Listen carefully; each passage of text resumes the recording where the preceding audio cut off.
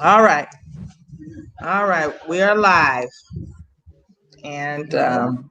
thank you. Thank you. Let's couple minutes, let people start getting in here. Um,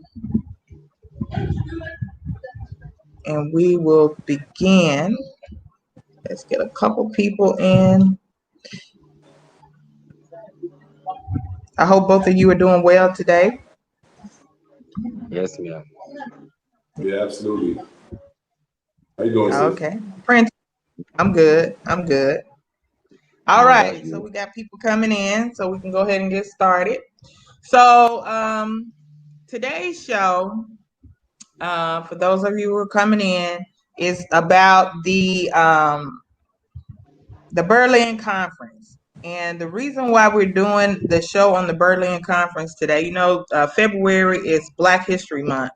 And I'm trying to cover a variety of topics this month dealing with our history that a lot of our people, just don't know about, things that still affect us to this day.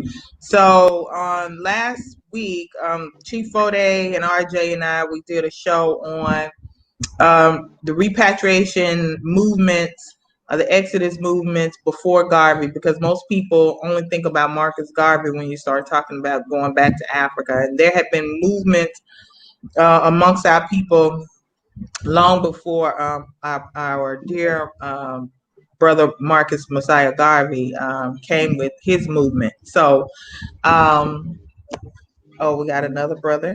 So before we get started today, I want to go ahead and I want each of you to introduce yourselves.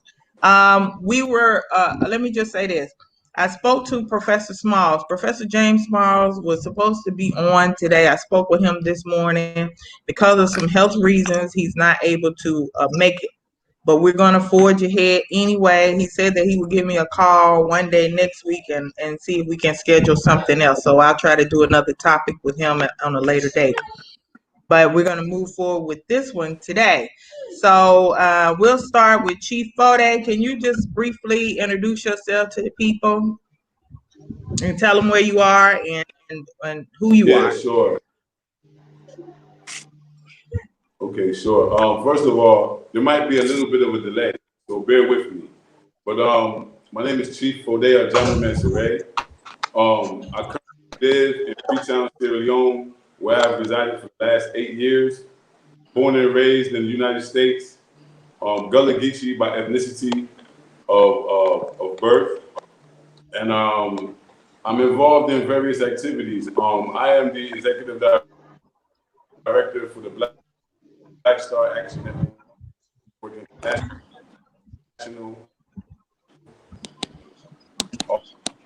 Also, I serve as the West African ambassador for UNIA ACL Rehabilitating Committee 2020. I'm a member of the Exodus Alliance with Sista Yaa and Brother RJ. Um, also serve as the CEO for the Gullah Redemption Mission Sierra Leone and as the Paramount Chief for the Gullah Nation of North America. So that's pretty much my titles, whatever, but I'm into Pan-Africanism, repatriation, and investment in Africa, and especially by the diaspora. All right. Thank you for joining us, Chief. Chief. And then I want to go next to Prince. Prince, I don't want to mess your name up, so I'm going to let you pronounce it for us because why I hate to mispronounce people's name. And tell us where you're coming in from, and tell us about yourself, Chief. I mean, Prince. Yeah. Warm greetings to you, everybody out there. Adeyemi Adejengbe is my name. A Yoruba man by ethnicity and coming live from Ilaorangun, Osun State, Nigeria, where I was born, raised, bred, and schooled. So I am into a lot of community works, try to sensitize and raise the consciousness of our people to the game plan, to the mosaic of these white supremacists, which we bless the ancestors People are waking up gradually, and gradually. So I am involved in so many organizations which I will not want to start bothering us with that. You can just call me Adeyemi. I'm a black All right. nationalist. So you call it. All right. All right. Thank you. Thank you, Prince. Yes. And we have our brother Amiola God. Can you please introduce yourself and tell us a little bit about yourself? Yeah. Thank you for the privilege. Top of the day to the people. I am Amiola Ga. I'm a black nationalist. I work with various organizations as well. I can't just start mentioning anything that has to do with black emancipation and black freedom.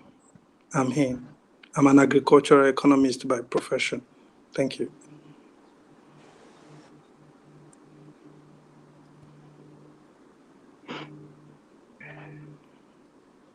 Can you hear me? Yes, we can hear you. Thank you. You're welcome, sir. Okay. I'm sorry, guys. That was a important call. Somebody's coming in the gate. But anyway, we're going to get started. We're going to do a little bit of background on the Berlin Conference of 1884. I will open it up to Chief to give us a little history about the Berlin Conference and what it is. And then we will go into what it is, how it came about, and then we'll open up to discuss how it still negatively affects the continent of Africa today. With that, Chief, you have the floor.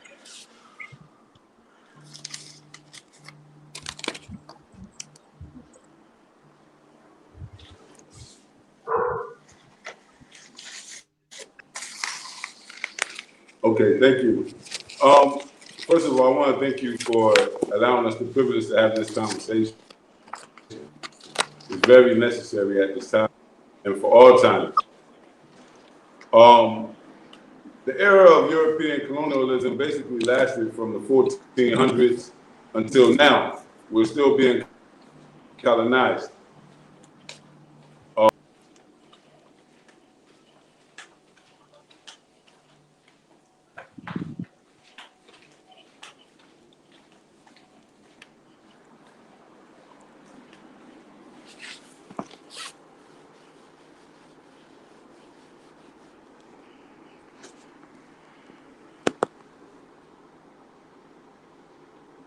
Hello?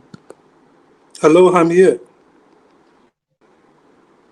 It's like, I think Chief is offline. yeah. And the host too. Okay, he's Yeah, back online. it looks like, okay. Chief, are you there? We lost you there for a minute. Hello? Chief? Greetings. Yeah, greetings. Can you hear Yes, me?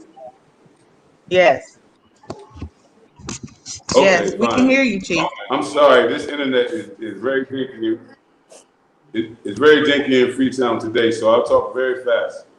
So the Berlin Conference is a conference that 14 European powers held in from 1884 to 1885, and it basically formalized the effective colonization of Africa, the whole continent, excluding the independent state of Liberia, which wasn't too independent when you examine it in reality. It was an American colony, and then you have Ethiopia, which was truly independent, truly sovereign, and left standing. But the rest of Africa was conquered. It was conquered, and this Berlin Conference was organized in Germany. It was organized by a man named Otto von Bismarck. He was the first chancellor of Germany. Some of the key players was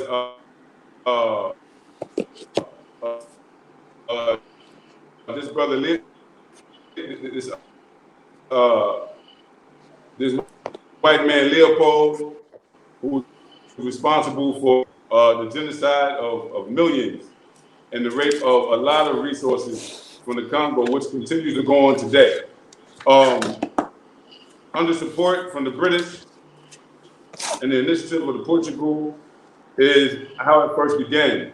Now, there was 13 nations in Europe and the United States as well was involved in this Berlin Conference. So the United States was the only country outside of Europe that was there involved in the Berlin Conference. What it meant that, but they had to prove that they had effectively gained control over the land.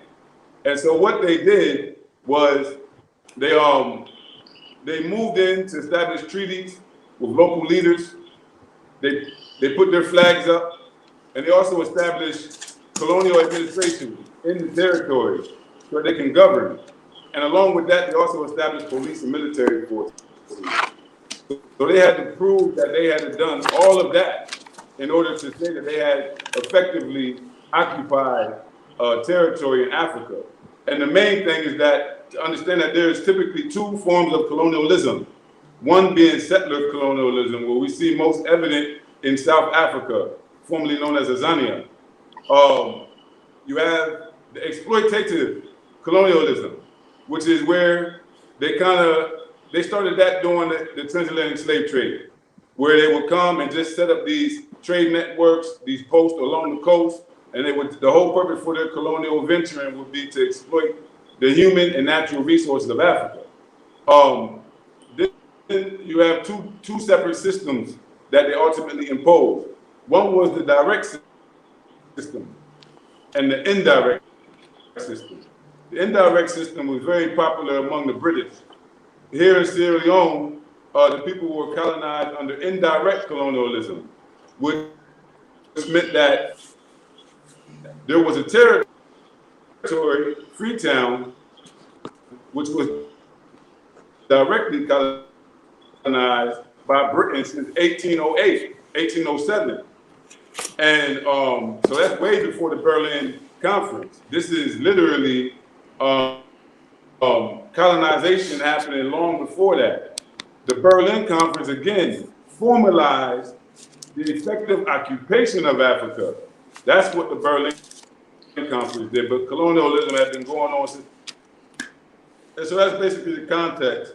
Later on, when our people begin to fight for independence, figures like Kwame Nkrumah emerged as the first president of an independent country in Africa.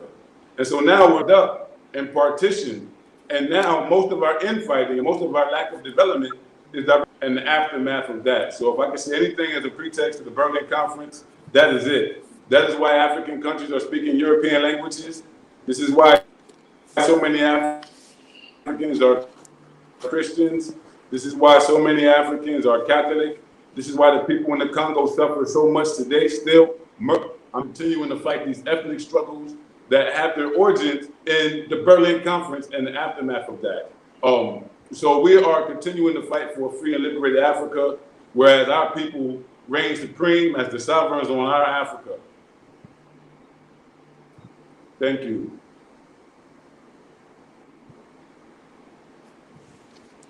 Okay, all right.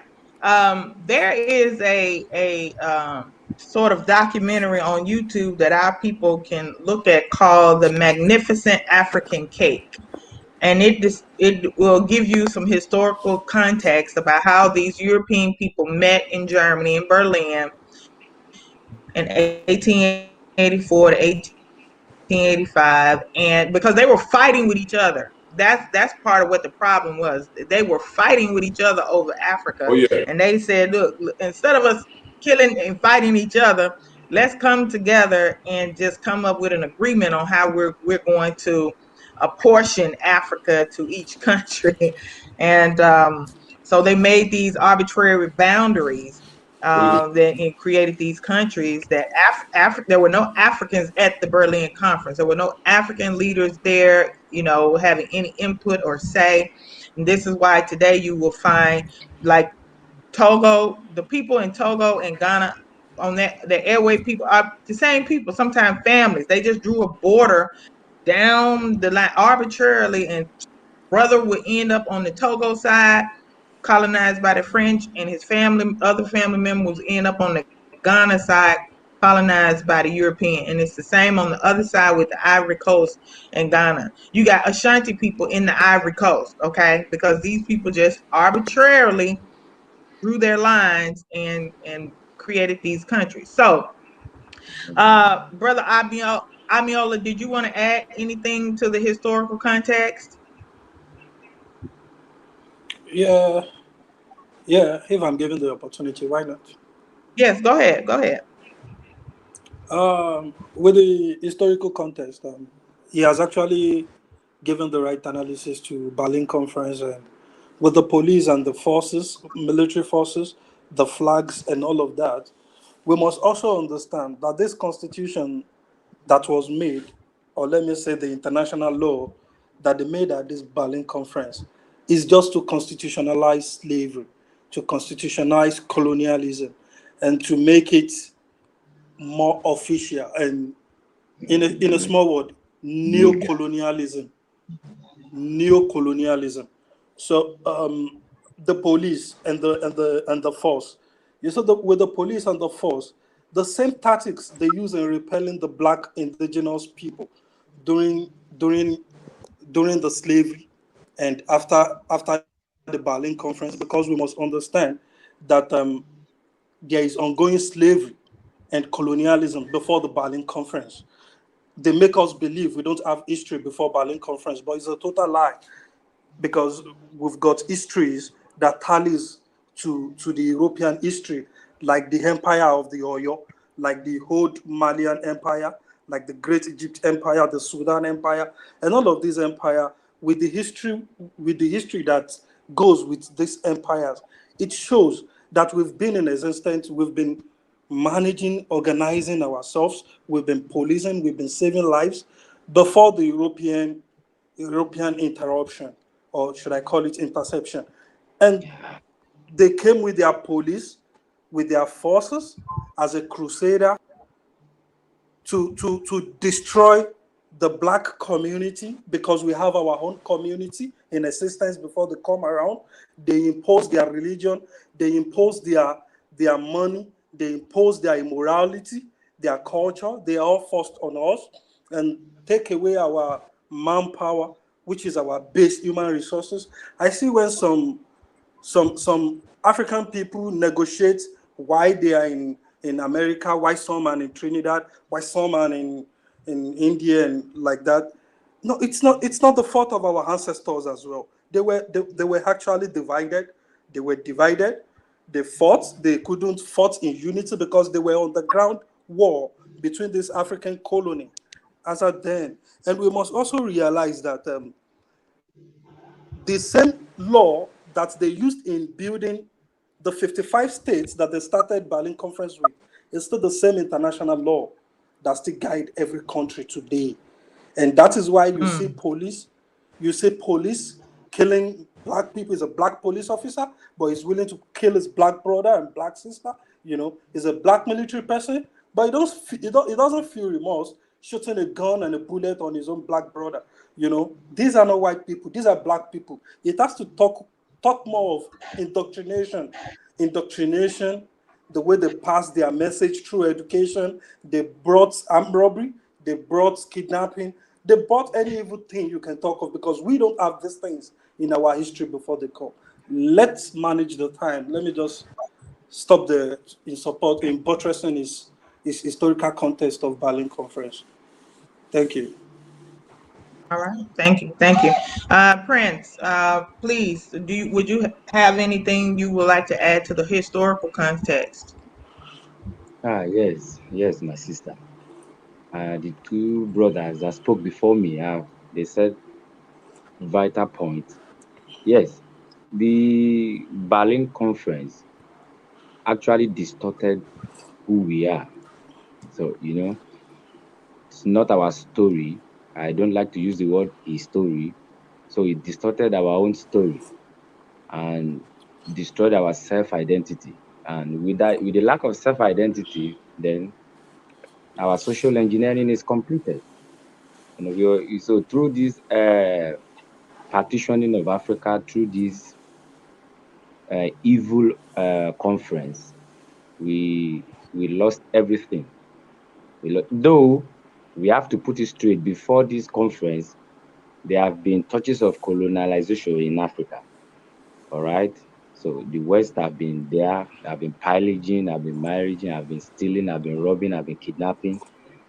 But just to put it straight that okay, oh, we are not fighting against each other. I call it chauvinism, European chauvinism, So they decide to instead of fighting themselves over us, since we are properties to them. So they deduce a way to actually share. And to this day, these have affected our education, these have affected our societal structures, because we have our own hierarchy, our hierarchical government, all of which were destroyed. And fortunately and funnily, they copied our structures most from here and took it over there in Europe and established their own governments in line with our own old ways. And we have to note, United States was there, but United States has no colony in Africa. But that doesn't mean United States was not in support of the conference, because it was after this conference the Jim Crow law and the Jim Crow laws was Came enacted, out. and the mass killing of black people started in the United States of America. So even if United States is not having colony directly in Africa, so it's sure very Their good presence is here. the same crime these European monsters are committing. So let me put it that. Thank you. Okay. You know what? I never thought about the American correlation with Jim Crow and the Berlin Conference, but you're right. They're right about the same time. Um, actually, yeah. So Yeah, Sister that Yaa. is something. Uh-huh. Let me quick one. Let me just when about the American involvement in the Berlin conference. Don't forget, von Bismarck Otto met So with you know, met earlier before the Berlin conference with the state you know, president. Sister Yaa,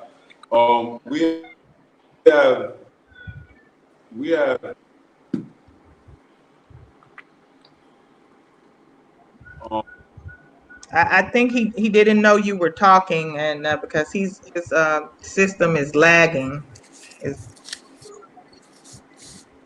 Brother Amiola? Yeah. I'm here. Go ahead. You were saying something about Bismarck. Go ahead. Yeah, Bismarck von actually met with the United States president Jim Crow before the law, even before the Berlin conference. They had a meeting at the United States before Yeah. the chancellor called the Berlin conference. So the non-involvement of United States is a diplomatic non-involvement, and they've sponsored all colonialism to their benefit. And you can see with the monetary part of this world, the new world that we live in today, it's stretched on American dollar. And these are benefits of Berlin Conference, because those are where all the constitution and guidance, international laws, international criminal court laws, all the laws UN guide, World Health Organization guide, comes from Berlin Conference. If anybody can study Berlin Conference, can actually understand how imperialism, capitalism, neocolonialism work. It's very simple.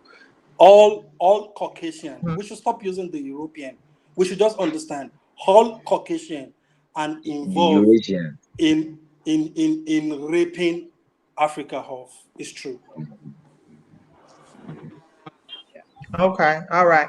So Brother Shaka says the U.S. was a signatory on the Act of Berlin, signed as True. part of the conference. I see. That's is news to me. Y'all educating Sister. Yeah, I had no idea. So it doesn't surprise me though. It doesn't surprise me, because listen, and this is one of the reasons why I always say that when it comes to oppressing black people, white people unified, they will fight each other and do because they have a long history of killing and doing all types of horrible things to each other. But when it's time to come together against us, they don't have a problem with putting their beef aside and uniting. And this is why it's important for us to stop with all the stereotypes about each other, and all the negativity about each other, and all those Igbo people, all those Yoruba people, all those Airways, all those Ashanti people, all those Black Americans. This is what we do to each other. But for those people, for those Caucasians, those Eurasians, or whatever you want to call them, we are all the same. They don't care. So we have to get that type of mentality together for us, that it's a us against them thing. For our very survival, we have to stop thinking, with tribalistic attitude and mindset. So let's talk about some of the ways that we are still affected. Brother Chief, are you there? Yeah, I'm here. Can you hear me? Yes. Can you share with us some of the ways from your observation that we on the continent are still suffering from the Berlin Conference and what came out of that?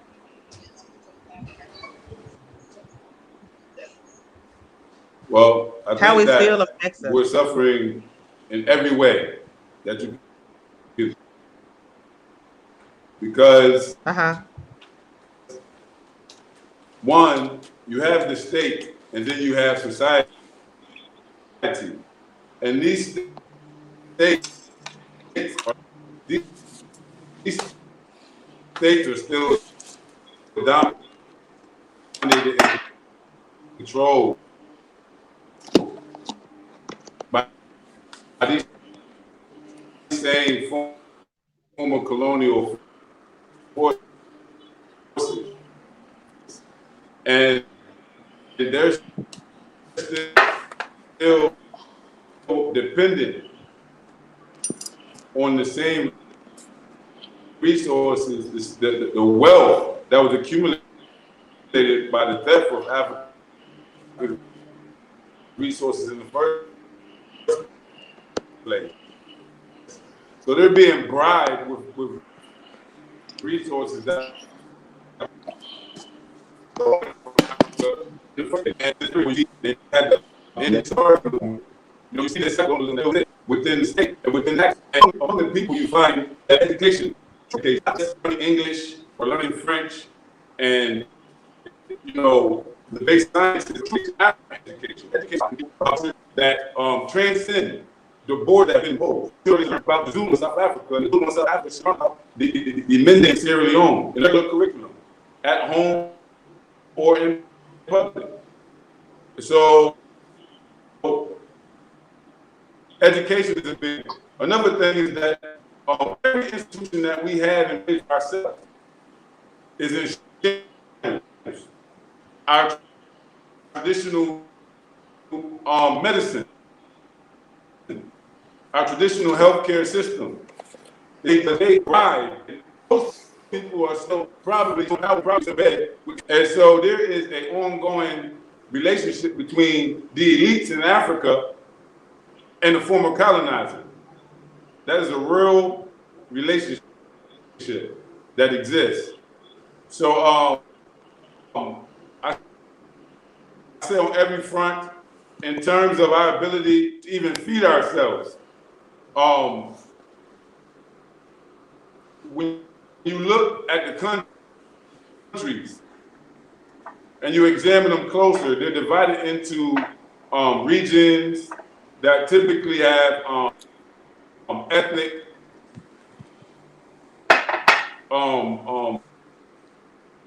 titles to them. Like here, the south of the country, the majority of the population is many days. But in the north of the country, the majority of the population is 10 days. And then they're divided politically based on their territory. So it looks like, but actually, part of the long construct. And so it's still under those burdens. Don't still control these cheapnesses. And so this authorities like they're incumbent, but they all work together. Chief, your connection is really, really bad. It's breaking up terribly. Honestly. We cannot hear what you're saying. I've tried. I thought it would come in, but it's just not. It's breaking up really, really bad. I don't know if you want to try to go out and come back in. Let me go to Prince. Prince, can you talk about some of the lingering, still existing detrimental effects that you see as a result of the Berlin Conference that's still impacting Africa today? All right. Thank you. You see, the Berlin Conference was part of a process, the process of subjugation. It was not the beginning, it was just the start. It's a way of actually ensuring safe passage for these criminal countries. So the social engineering has started long before the Berlin Conference. But what the Berlin Conference did was to structure it. Now, when you talk about structure, we can say education, health, society, your norms, your traditions and culture. These are what defines people. It is your environment that informs your culture, and it is your culture that informs your government. So the lingering effect of the Berlin Conference that I am seeing presently is first and foremost in the structure of our so-called nations. Those non-existent nations, that's not working nations.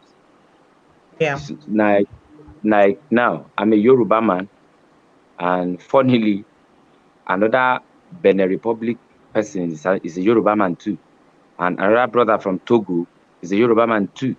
So, Cote d'Ivoire. yeah, thank you. So we are having 4 or 5 people now, but of different nationalities. Because why? Because some devils came around and just cut us like cakes. All right? Yeah. And now I'm speaking English. My brother in Benin Republic, a Yoruba person, cannot understand me because he's not speaking English. And I cannot understand him because I couldn't speak French too. Then now, in Francophone countries, you are guilty when arrested until proven not guilty in court. But in Anglophone countries, they said you are not guilty until court says you are guilty. See, and this is the same thing going on and on since the so-called FARC, let me say, how do I want to put it? The fast we call independence. Because to me, no African country is independent. We always say something about Ethiopia not being colonized, but no, it's wrong. Ethiopia was colonized by Christianity, and there was a reason Ethiopia was left aside by the imperialists, because Ethiopia is already doing the biddings of the imperialists. All right, it's already a Christian nation, and so that means it's a beloved puppet already. So now the rest of us, the Zulu, the Lubi, the Kikuyu, the Yorubas, the Igbos, and so on and so forth. So some of us resisted and caused a lot of problems. Now, we fight amongst ourselves. That has been from time immemorial, not because of white people. We have always fighting amongst ourselves. We don't fight over land, we fight over women. But the lingering effect in our structure. Now, Fela said in one of his many songs that Now Africa be deaf will make you hear. Parliament, now Africa be deaf will make you hear. So that's one of the lingering effects of this Berlin conference, because nobody want to buy black. Nobody want to respect black. The black man himself is his own greatest enemy. Because it cover with the safe passage of resources, both human and otherwise, from Africa, out of Africa. Europe was developed. United States of America was developed. And now an average black man is looking to Europe as a standard. So if anybody want to play football game in my community now, the turnout will be so low, nobody will come around. But let it be Chelsea or Man United, So this imperialism, this social engineering was completed by that Berlin conference, because through there they shaped our education, they shaped our healthcare system, our governmental structures. In the ancient times, the kings are the de facto leader of the community, and they have their own check and balances too. We have to note that in Africa, there were little or no diseases prior to the contact with these European people. And we have white scholars that are even saying, yes, it is through us they learn how to bathe and to do a lot of other things. When black communities have been existing, they are still living in caves in the Caucasus Mountain. So the Berlin Conference, I think if we can examine what is in the head of those monsters that did that conference,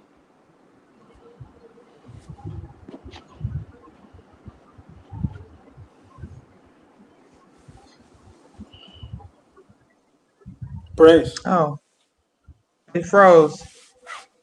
Oh, I think we lost him. It froze. Yeah.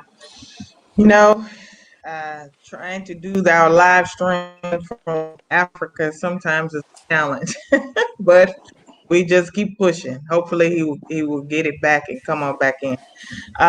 So while he gets back, let's uh, let's go to you, Brother Amiola. What are some of the things that you are seeing now that are still negatively affecting the continent of Africa that are a direct result of the Berlin Conference? Well, thank you for the privilege. Mm-hmm. I think it is great to discuss this today, because hello, all we Yeah. see is the language, the Hi, Prince. barriers, and all of that. You know, Uh-huh. to Yeah. to to to to buttress the Prince point, because he has actually mentioned the key factors to the Berlin conference and the lingering that still exists. But let me come in terms of our economy, our resources, the money we spend, and all of that. Till today, the French colony of Africa continent still pay dues, huge dues you that I just can said mention. you Let me tax, just yeah. let me just mention. Let me break the dues down. You see, the National Assembly. These are facts that you can check into. These are things that led to the civil war that happened in 2005. The National Assembly of Ivory Coast, they pay directly to France. Rentage. The Parliament House, the National Assembly of a whole nation in their own country, they pay directly to France. The presidential villa, that is a hotel golf hotel golf in Rivera Trois, belongs to France government. They pay direct rent to France government. All of these, the money, CFA, that the French colonies in Africa spend, right, is printed in France. And all budgets that must be spent on all African colony in Africa must first pass to France. If France Parliament did not approve them, they are not going to get that money from France government. That for that. Let's talk about our resources: the cocoa, the cashew, the milk, the bananas, the food, the meat, the plantain, the all of that. Do we give prices to our commodities? No, we don't give prices. It's disheartening that these people come to our continent to take our resources. They give us price. They will name the price which they buy from us, not us, the seller, who independently say buy this thing at so time. You can see during this corona period, corona pandemic, you can see that the crude oil price fell. Why did it affect Africans? Because naturally, we African brothers, we don't transact between each other. We prefer to transact with the European. So the European determine our market. Once they say we are buying at $30, the crude oil must fall from 155 to $30 because they are not buying. We don't determine our home market. Look at coffee. They are going to buy a huge lot of coffee for cheap money when they are going to sell a tin of coffee for a very huge money for us in Africa. That is for resources. Now let's come to production. They have made our productive ability so low through education, like the prince said earlier, that Berlin Conference actually comprise all of our day-to-day activities. They make sure they colonize Africa, systemic engineering, systemic social engineering, like the prince have said. They make sure they social engineer us to live and dream for Europe. You can hear, even I tell people, you said you're a professor, you said you're a doctor. What do you produce? What do you do to get your professorship? Do you invent anything? Do you test run anything? Did you write anything that is going to benefit black people? In solving black people's problem. So we must know why we get educated. This is the reason why I said, no, with foreign education, let it go. I'm done. I must just read to solve black people's problem. Because with my doctorship, with my professorship, I'm not affecting black people directly. I'm just carrying the ego as a professor, because this problem, Berlin Conference was there. When Marcus Garvey created UNIA, black people were enemy of Garvey, who brought UNIA down with the help of the white Caucasians. I'm sorry. And the same thing with them, Organization of African Unity. Some even while I don't quite agree with all of what Nkrumah wants to do, because Nkrumah right there saw all of those problems that they are going to eventually emerge before he agreed to willingly free Ghana and get the Shambu independence they got for Africa. Ghana is the first independence in Africa. Look at Ghana today. Can we actually point to a certain development that we can say this is the first economy of Africa? No.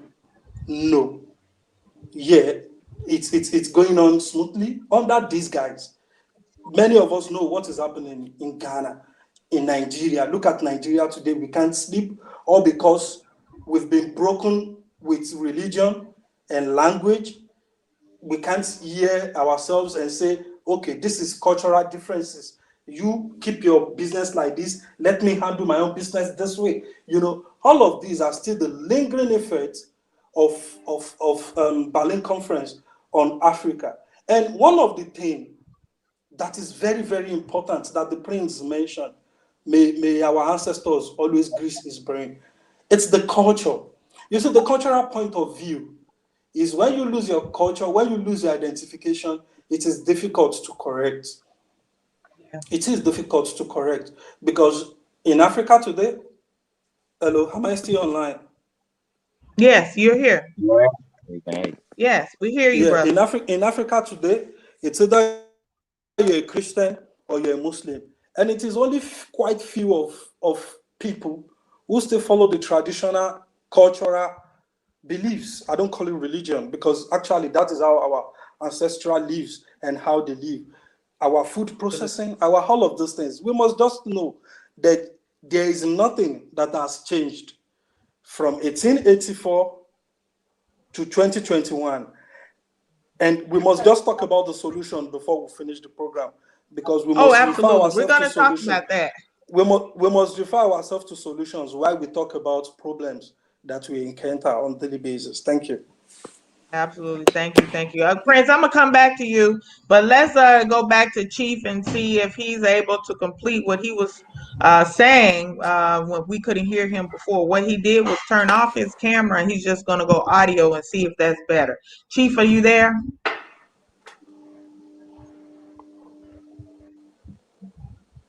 Chief Foday. Can you hear me? Yes, we can hear you. Yes, I'm here, sister. Can you hear me? Yes. Okay. I apologize for that. It's not my fault, guys. Well, what keeps happening right now on this call with the Berlin conference? The technological lack of advancement in Africa, even while they utilize our resources. They utilize our resources to even advance in technology and then bully us with it. And we can't even have this very important conversation because of it. So we're experiencing a direct result of the Berlin conference, even as we have this conversation in terms of technology. Right. You know? Yeah. But Chief, Chief, I'm gonna let you make your point, but you know what frustrates me about that is the ingenuity that makes it possible to be able to do these things like internet and Wi-Fi. Now, it comes from the mind of Black people, but we do it for white people and not for Africa. Oh yeah. Look, here in Sierra Leone, we say we have the second largest deposit of iron ore on Earth. The second largest deposit of iron ore. But we have to buy iron rods when we want to build our homes. That's imported. Yeah. We don't have the factories here to protect, export, and sell it to people out there that need it. Even here in the agricultural field, 2 years ago, Sierra Leone imported over $200 million in rice in 1 year. And this is strategically located in the place, a region of Africa, formerly called the Rice Coast. They took the majority of the rice farmers in the Western world from this region. And now people here actually have to import 200 million a year. That was 2019. And so when you think about that right there, it's very, very terrible. So we're talking about the economic dynamics. I heard the brother talking about the cultural aspect, and that's what I mean by the cycle together. It keeps our mental inclined, keeps us having one focus. And the destruction of our communities, the disruption of our social affairs, and people who typically used to farm their own food, subsistence, you know, now everything has to be bought at a market. So that means we need money. So that means we have to participate in the economic system that's depriving us in the first place. So one of the things that we can do in terms of solutions, like Brother was saying, is that we can establish agricultural barter markets where we can grow agricultural produce and barter throughout our countries and throughout Africa. Completely exclusively to us. Because right now we're talking about and we won't even end it, because now free trade means exactly what the Berlin conference. They want to come in and dominate and take over our markets. And now, like, they're free to do it. If you look out there now, they have a minister who's a Chinese person. They have a Chinese minister in South Africa right now in their parliament. And so I think his our brother is really having, and he got so much wisdom to share. He's just honestly, and the network struggling. Prince, let's go back to you, Prince. You want to finish what you were saying before you dropped off? Go ahead. Yes. Now, this Berlin nonsense, let me put it that way. informed our structure today. Okay, let me bring an example from the ancient world. In the time past, if something is happening in Nigeria presently, people are going for DNA of their children. Why? Because their wives are having extramarital affairs, you know, and bringing bad stats home because so that now in ancient world we have our system that prevents Our own such DNA. immoralities. Like in each and every of our families, there are do's and don'ts of the wives. So things that will not allow the wife to have extramarital affairs. Then consciously, because they say it takes a village to grow a child, our ways have always been very communal. Before my father think of his own belly that is hungry, he would think about another person's father first. Like the other guy is hungry too. Then the other guy is hungry too. Mhm. It's a communal thing, unlike the individualism that we have today. And when you check the European culture of ancient world, it's all about individualism. Even before the Great Britain we have today, even in Wessex, the transmogrified into England, too many problems within the Scandinavians, the Vikings, too many wahala, too many problems. So this individualism is that we exhibit today is actually one of the lingering effects of Berlin Conference, which was born out of our culture being eroded. So our guiding principles being eroded. Now we have no identity. So we just like these hummingbirds, flying around. Like winds can blow us anywhere winds like because we are not rooted. We are not rooted. Now, Yeah. and the solution to that would be to find our root. To find our root. That's what the Ghanaian said is Sankofa. To find our root and bring what is good from the past. Dump what is bad in the past. Because this white domination, we are the one fueling it now. Yes, I understand that the mosaic is big and the puppeteer is behind the string, doing the puppets, our criminal allies in our political space. I was having a very heated debate with a brother about a president of one of our countries in Africa. Let me say Kagame is doing this, is doing that. So I was now telling the brother, do you know Kagame is taking resources from Congo He doesn't know. illegally? So everybody is He stealing doesn't from know. Congo. The China man has airstrips in Mhm. Congo where they mine cobalts and other resources and fly out of Congo without nobody stopping them. So everybody is ripping off Congo. Everybody is True. ripping off every other, like where Chief is in Sierra Leone. I watched a video about the Sierra Leone sister telling us that even if you are just hoeing your yard, tilling your soil, Yes. you can just dig up a gold or diamond. That's how rich, that's how mineral rich Sierra Leone is. Now, Mhm. Yes. so what can we say of Sierra Leoneans? If they are so rich, why are they so poor?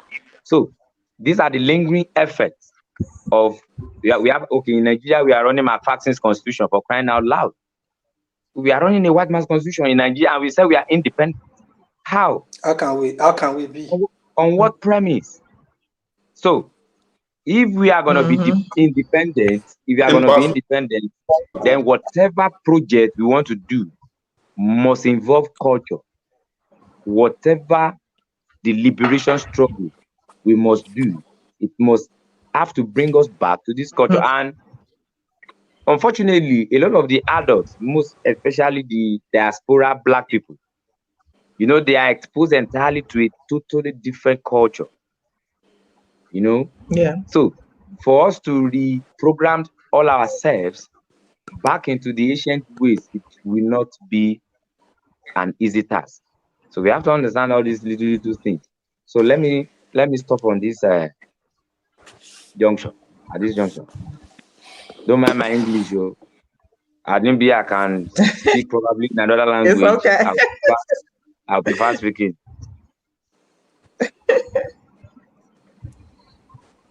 Your English is fine, brother.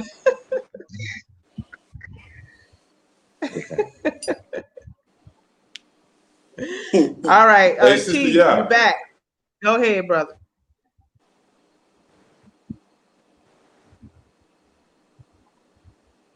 Yes, Chief.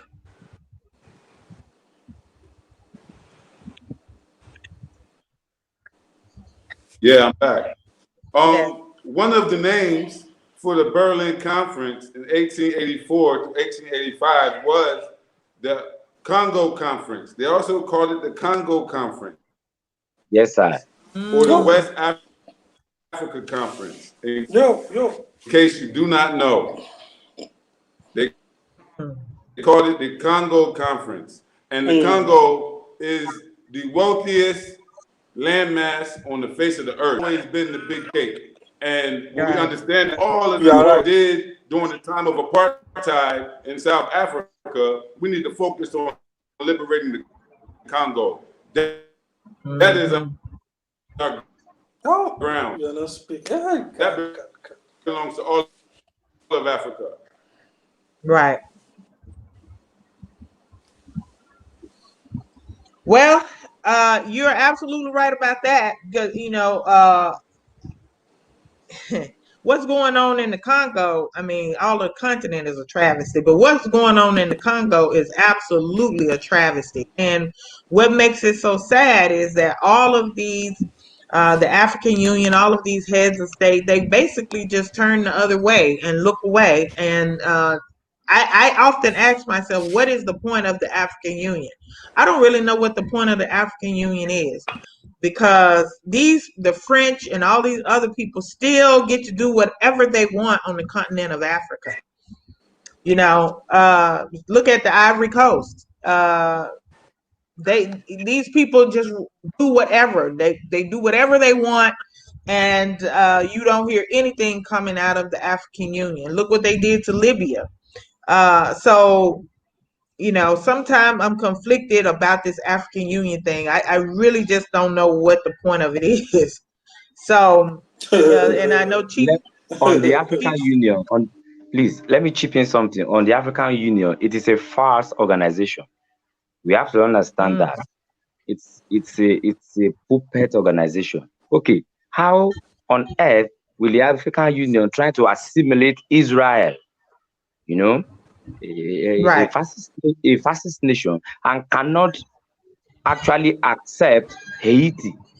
You know, with so much history Haiti has Right. as a black nation, the first black nation on earth Yeah. to revolt successfully against white domination. So, and every of our meeting at the union, the Europeans are always duly represented.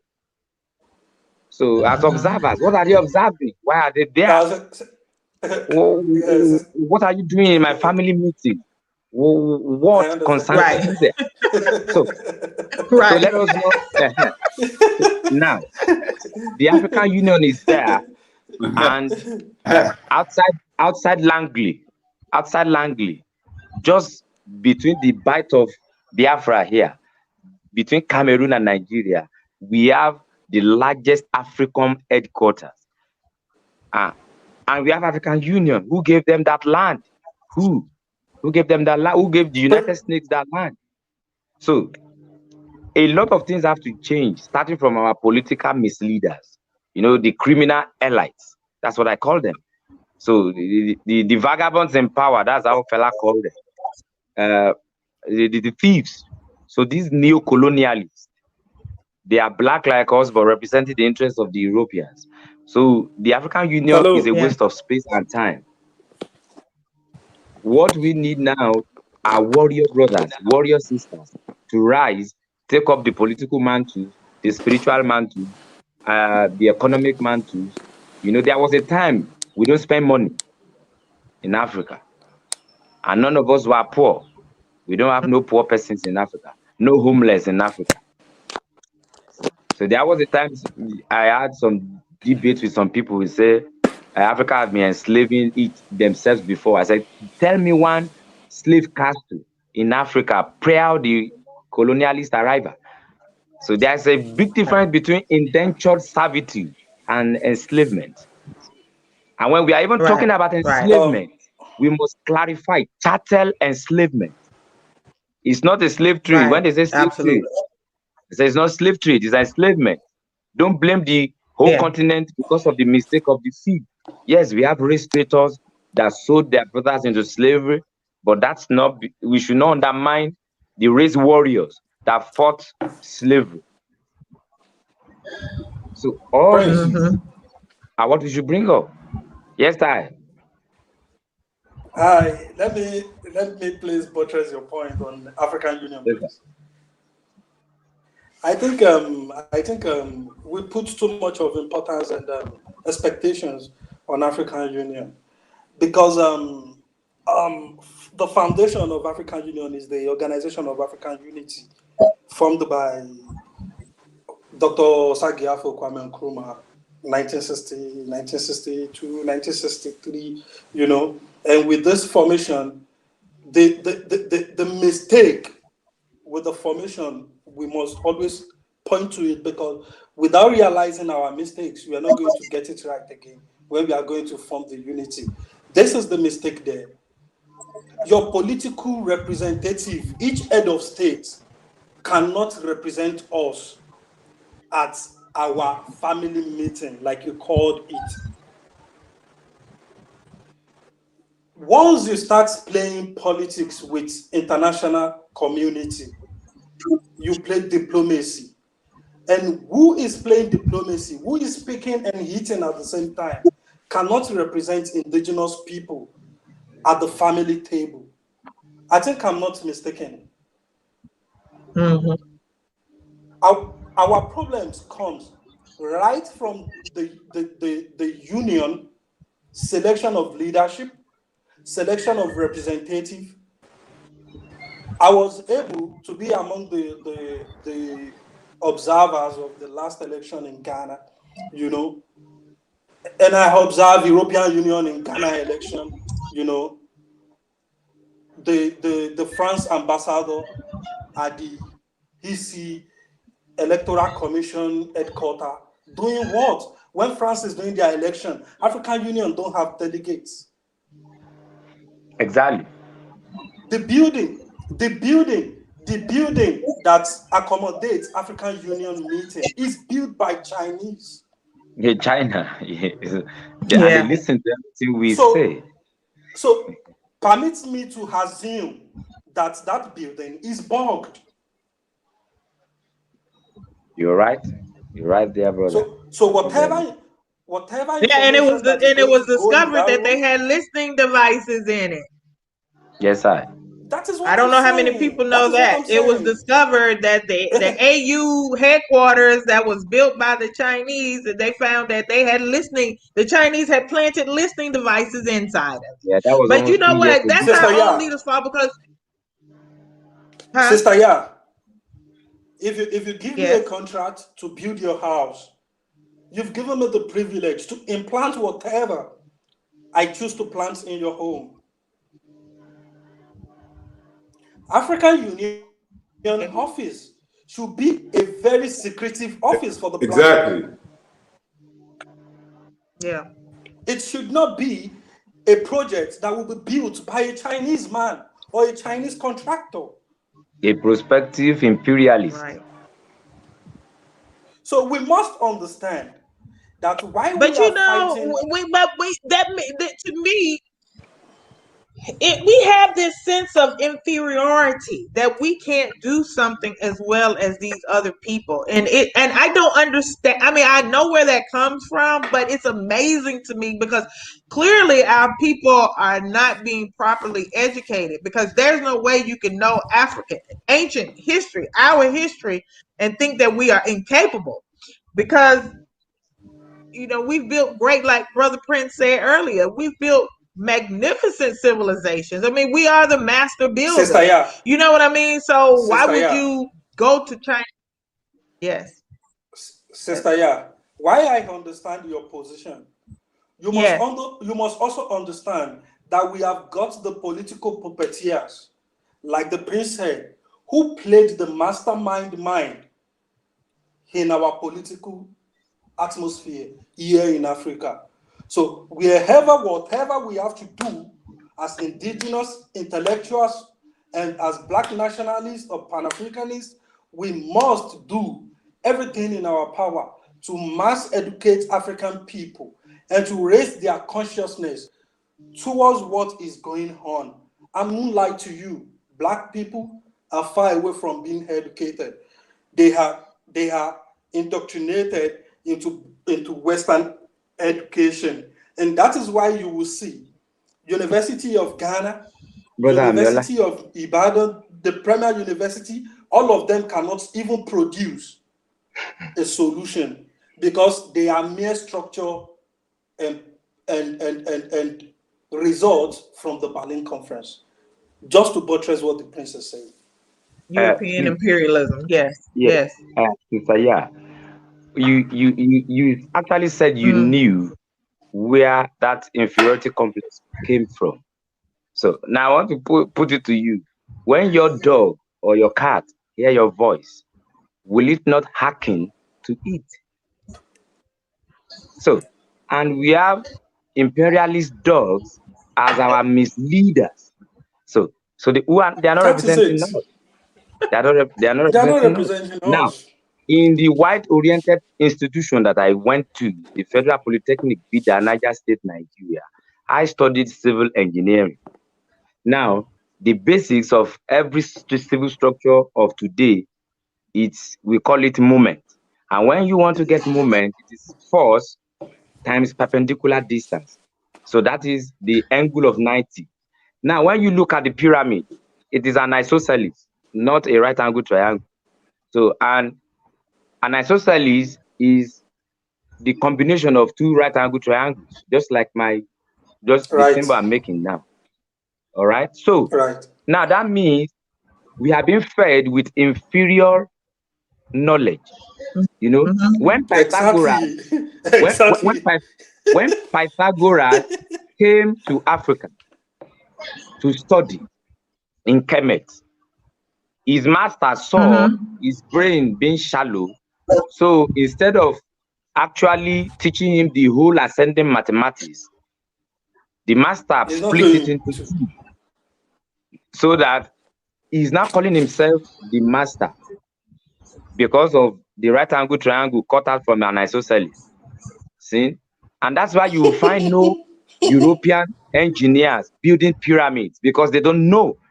They cannot do it. They don't know how to. How to build, yeah. And that's true. Now those pyramids, when you go and check their coordinates, they are actually astronomical and astrological devices.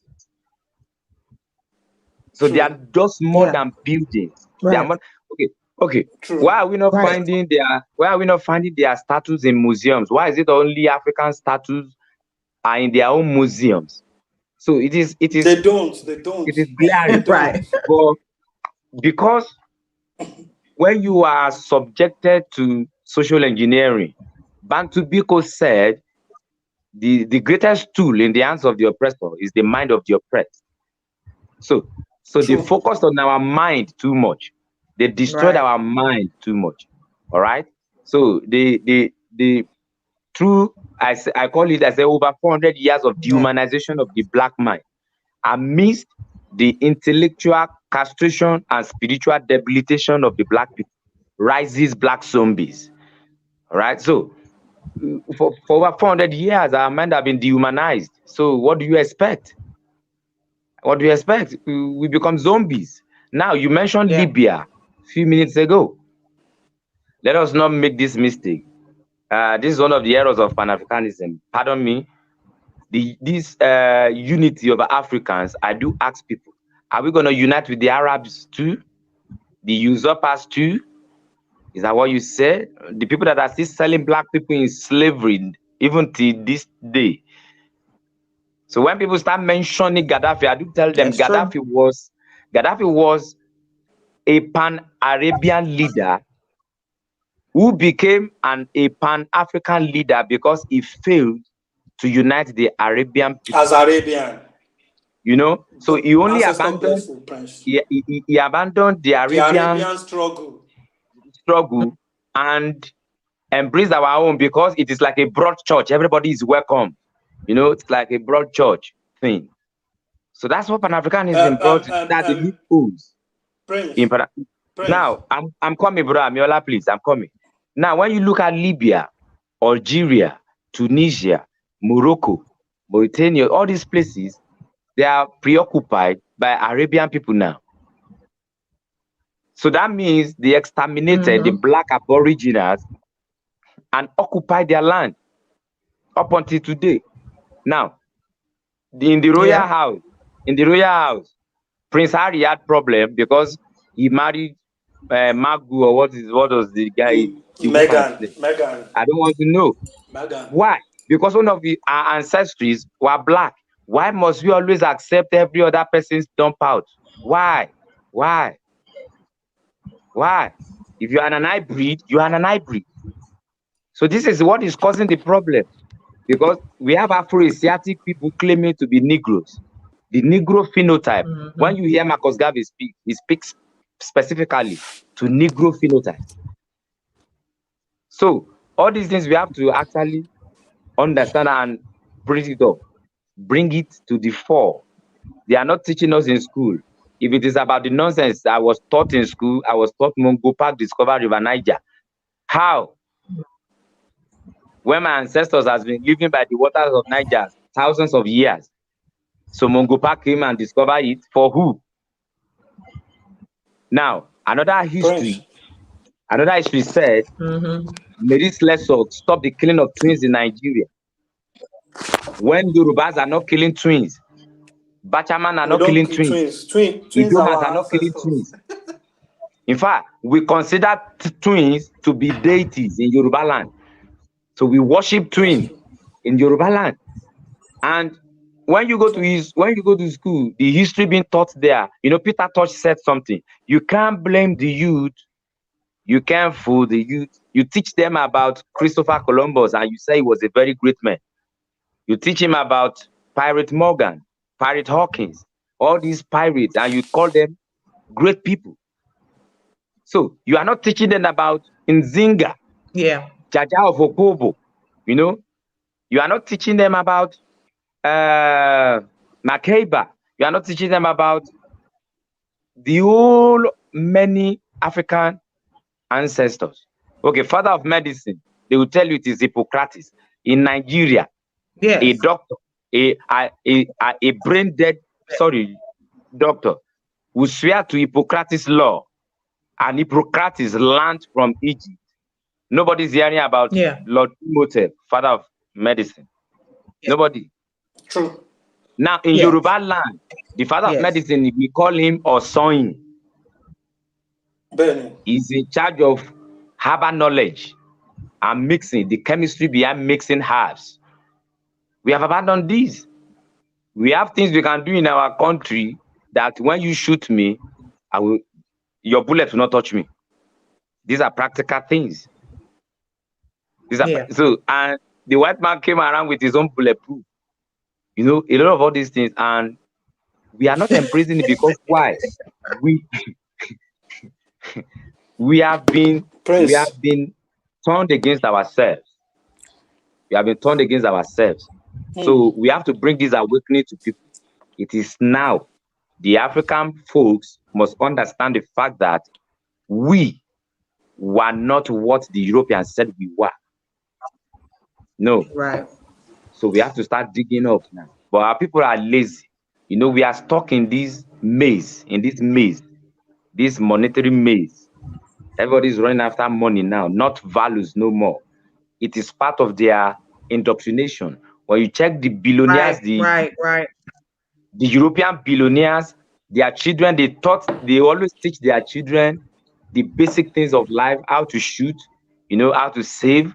You know, you will not find Bill Gates' children living lavishly. You will not find them. They always teach them basics, because without those basics, you cannot maintain any empire. And these people want their empire to live and last longer than themselves. Yeah, because one of the things that Europeans do is they plan 50 to 100 years ahead, whereas we're just planning for the weekend to party and drink and have a good time. You know what I mean? Not Yeah, thinking about our future generations and building for future. We're not even willing to sacrifice today so that we can have an empire, 100 years from now. Because in our minds, I'm not going to benefit from it, so I don't care. Let my great grandkids figure it out. And European, that's why they continue to dominate us, yeah. generations after generation after generation, because we're not planning ahead like Thanks. our ancient ancestors did. Yeah, yeah. Amiola, you was trying to come in there for a minute. What did you want to add, brother? Yeah, I'm just trying to add one or two on the what the prince is saying when he mentioned the values. People are not living for values. The thing is, he has actually said everything at the long run to the effect of the social engineering. It's a battle of the mind. The people are lost. The people don't know where they belong. The majority of the people, after even you're a civil engineer, you still believe you have to pray to Jesus to get a job, or you have to go to Allah to give you a job. That's one of the things. And one other thing with the African Union of the thing is the whole concept of Africa with the Berlin Conference, with our government that exists in every nation to nation. These people say it directly to the misleaders and tell them, don't get your school funded, don't get new institution, don't give rooms for development. When your people get developed, they fight against your power. When they get your power, we lose our will and might and control over Africa. And if you lose that, you lose, we lose. Africa is nowhere to be found. And what our people don't know, we say our people are weak, our people don't read. My sister, I disagree with you totally. Even we, the educated black people, or let me call it the awoken black people, we don't even teach this. What happened to our brother? Cut off. Brother Shaka, you joined the live stream. Did you have anything you want to add or First of all, contribute to the conversation? can you hear me, sis? Yes, I can hear you, brother. First of all, give thanks for this channel. Give thanks for your works, and give thanks for Chief Foday for letting me know this was taking place. Greetings, my brother, and greetings to my other brothers on the panel.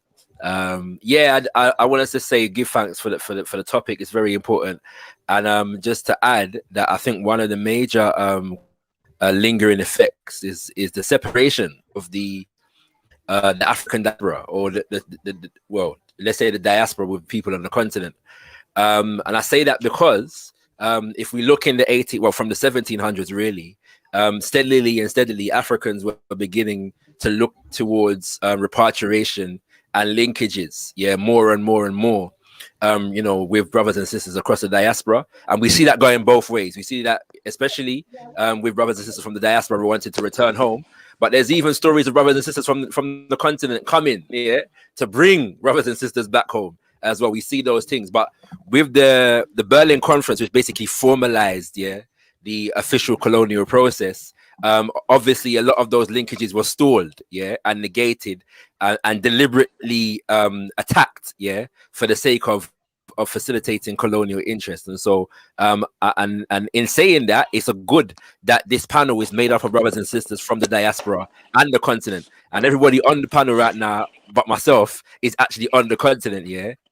And I say this to ask a question to my brothers who are born and raised on the continent, because one of the major effects is that separation has created the environment now whereby a lot of people are trying to impose this idea or push this idea that African unity, that African nationalism, Pan-Africanism is purely an African diaspora concept, quote unquote, as though You know, we've come and we've tried to impose it on brothers and sisters from the continent.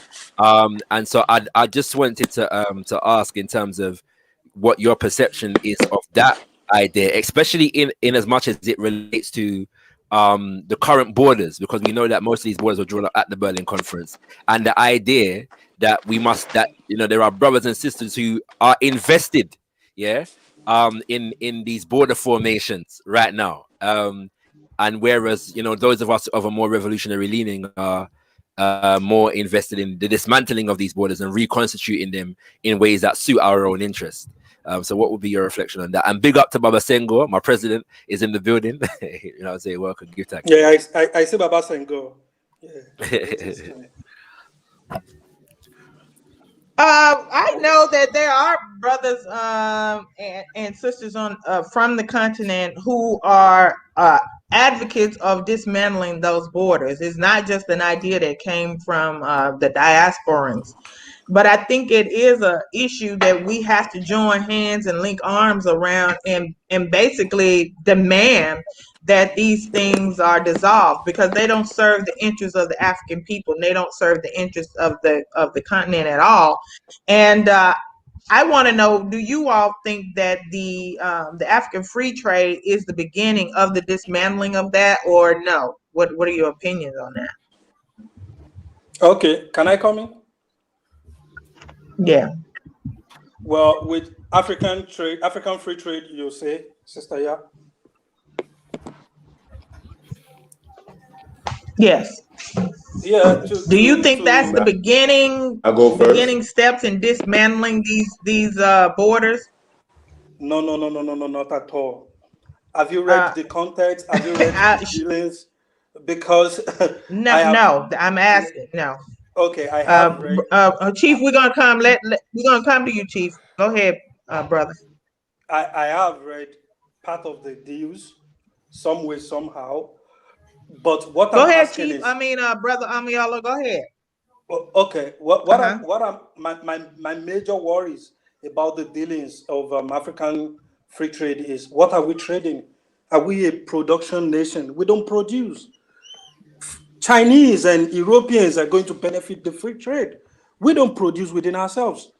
We don't buy what we produce. Whatever Ghana produce, Nigerians don't buy.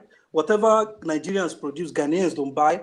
Togolese don't buy what we produce. And people from South Africa, we hardly buy what they do. All of these things. When I read the context to the dues, I ask, what is the benefit, the direct benefit of Black people to this contract? Because you're going to tell me I should deal with Togolese government, but ask me, Sista Yaa, do I have a business that I can actually transport into Togo or into Libya or into South Africa? How many indigenous people actually have a business, except for the capitalist that is managing the capitalist economy? Because we run a capitalist economy in Africa as a whole. So if we are talking about any free trade, we must understand that every idea or every plans or policies that comes from imperialist Caucasians and their puppeteers in Africa and West Africa, because their major players are basically targeting West Africa and South Africa due to the resources. And the target is just to move their resources to their production destination. If you watch from 2010 to 2020, Europe, Chinese, and Indians are investing heavily into Ghana, Cote d'Ivoire, and Sierra Leone, not for the benefit of the people, but because the environment helps the production and distribution within the African nation. That is it.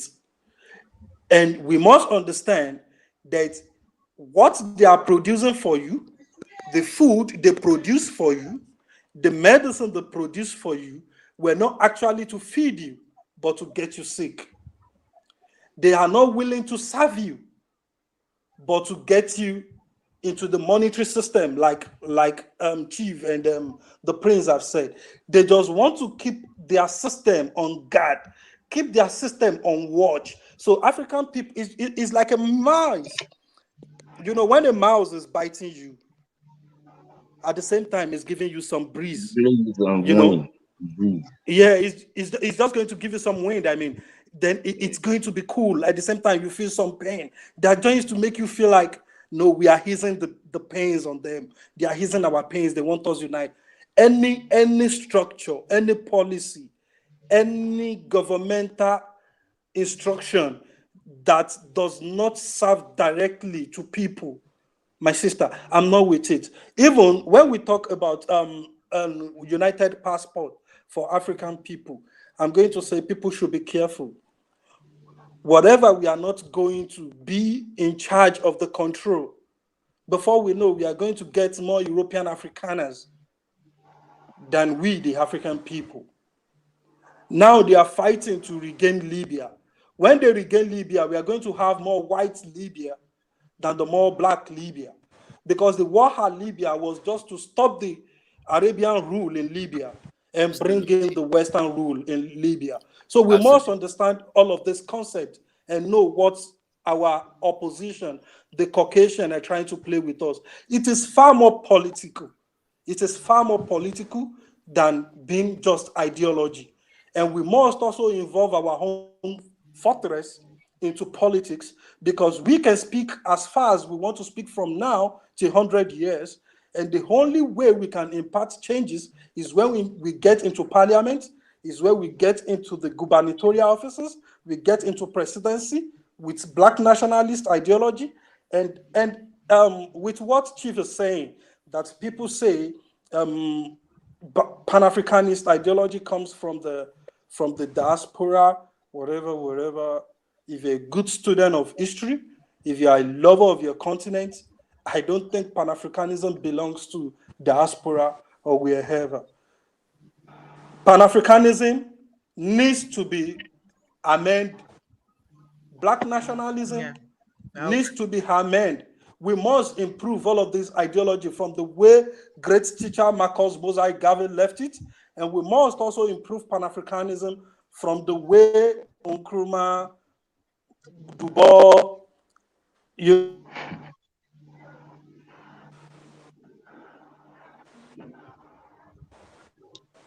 Hello, greetings. It's Brother Confidence on the chat. Okay. All right. Look like he is losing his signal. Chief, are you there? Chief. Yeah, I'm here, sis. Can you hear me? Let me know when you can hear me, and then I'll start. Yes. You wanted to add something. Yeah, I wanted to just add an alternative perspective, because the brother was asking the question to the brothers who are here on the continent, well, continents who born and raised. But I also think that the question is very important for those in the diaspora. I believe that African people no matter where we are. So anything that we produce, no matter where we are, is credited to Africa as a whole. And that being said, that it was Africans who produced Pan-Africanism, no matter where or how it was produced. Let me say that Pan-Africanism is still unborn. Let's say that right now, our hearts and our minds and our spirits are pregnated with true manifestation of Pan-Africanism. One of the things I want to say, because I keep having this technological difficulty here, is that Africanism, and now it's our job to birth it. I appreciate what the brother was saying about the continental trade area. It's very, very important for us that resulted in our enslavement and colonialism, and now our neo-colonialism. There is a process historically, and we're still in it. Our children, us, we should have known this as soon as we was old enough to understand it, but we were denied that. And now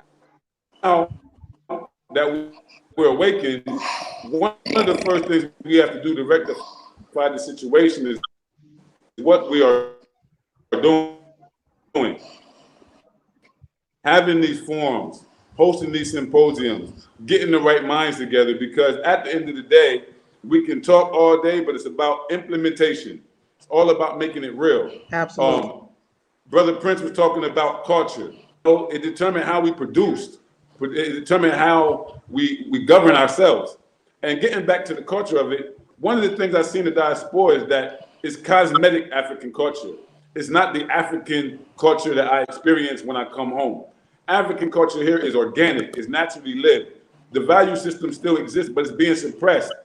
And at the end of the day, that chase for money alters our values. We have to include money making into our productive activities when that's not our traditional or our natural way. It's not the natural or traditional way of any people in the world, in fact. All of this has been imposed through European imperialism. And so we have to understand that the same way that our elitists are brainwashed, indoctrinated, as the brother says, they are effective enemies against what we're talking about. They are effectively in black flesh operating as enemies against Africa. So when we're talking about solutions, we have to consider what we're going to do to reach our people at the grassroots in the villages all over Africa as a single unit. The white man created a 14-country Berlin Conference. Before independence, there was a Pan-African conference that was held in Europe. You understand? What we have to do now is figure out what we're going to do as a single whole, politically, economically, socially, culturally, all around the world, and create a common program that all of us can implement at the family level, family to family. We have to cut through their borders by reclaiming our family jurisdictions. Raise your family right. That's how we'll get ahead. One of the things that we do here in Sierra Leone as the movement is that we prioritize working with the youth and prioritize empowering farmers, because we know that the youth are the ones closest and most exposed to the information that's needed for them to liberate the rest of the country, and that we won't do that if we can't feed ourselves. So there's a lot of knowledge here. I won't say education. There's knowledge in Africa that Africans all around the world need now, today. What is happening to us with these food deserts in the West is because the same Berlin Conference that caused the colonization of Africa caused the colonization of the Africans in the United States of America as well. We were never set free. We were never set free. When you hear about the Jim Crow laws, that was colonization. That's the same as apartheid. And so you'll see that the same results, we all got the same results, even if they use different methods in different places. So we need to know how to produce the same results, even if we use different methods in different places. This is warfare. This is not a talk fest. We have to get down to what it really takes. Absolutely. And our ancestors and our brothers and sisters here on the continent who were raised in the tradition are invaluable to us in the diaspora. We need to humble ourselves. Come home, visit if you got to. Yes. You know, jump online. And just like what you did, Sister Yaa. Get the brothers and sisters online to talk for themselves. They're talking about genital mutilation. They're imposing feminism on the continent. They're imposing it. It's happening because if you want us to come and do business with you, then you got to adopt these policies. If you want us to come do this free trade with you, then you got to struggle from the bottom up, and we got to play a political game with the enemy that has never played a political game with us. We have to revolutionize the consciousness of the small babies that we see running around the United States. Understood. Thank you. Get to Thank the babies. you. Get the babies the black nationalist consciousness, and they will carry it on. And myself, I'm the godson of a Black Panther. Very proud of it. Because he was able to give me a black nationalist ideology, even when I was a young adolescent, that later on grew into who I am today. And so I know the benefits, even though I was born in 79, because them old heads were still running around the hood being destroyed by the system, because that's what happened. If we're going to rise up, then we have to wise up. Ashe. rise up, Yeah, that's true. then we have to wise up. There are too many Africans on the earth for us to suffer what we're suffering. We engage in farming. We go out to the communities and realize that the people have the land, they have the agricultural skills, they don't have the necessary marketing knowledge that it takes to turn their crops into money. So, but we try to turn it into a sustainable. We meet with the authorities. It's very important because you can't go to individuals. Go to the traditional heads. Give respect. Take your cola. Bring your gifts. Pay respect to the authorities because they still exist.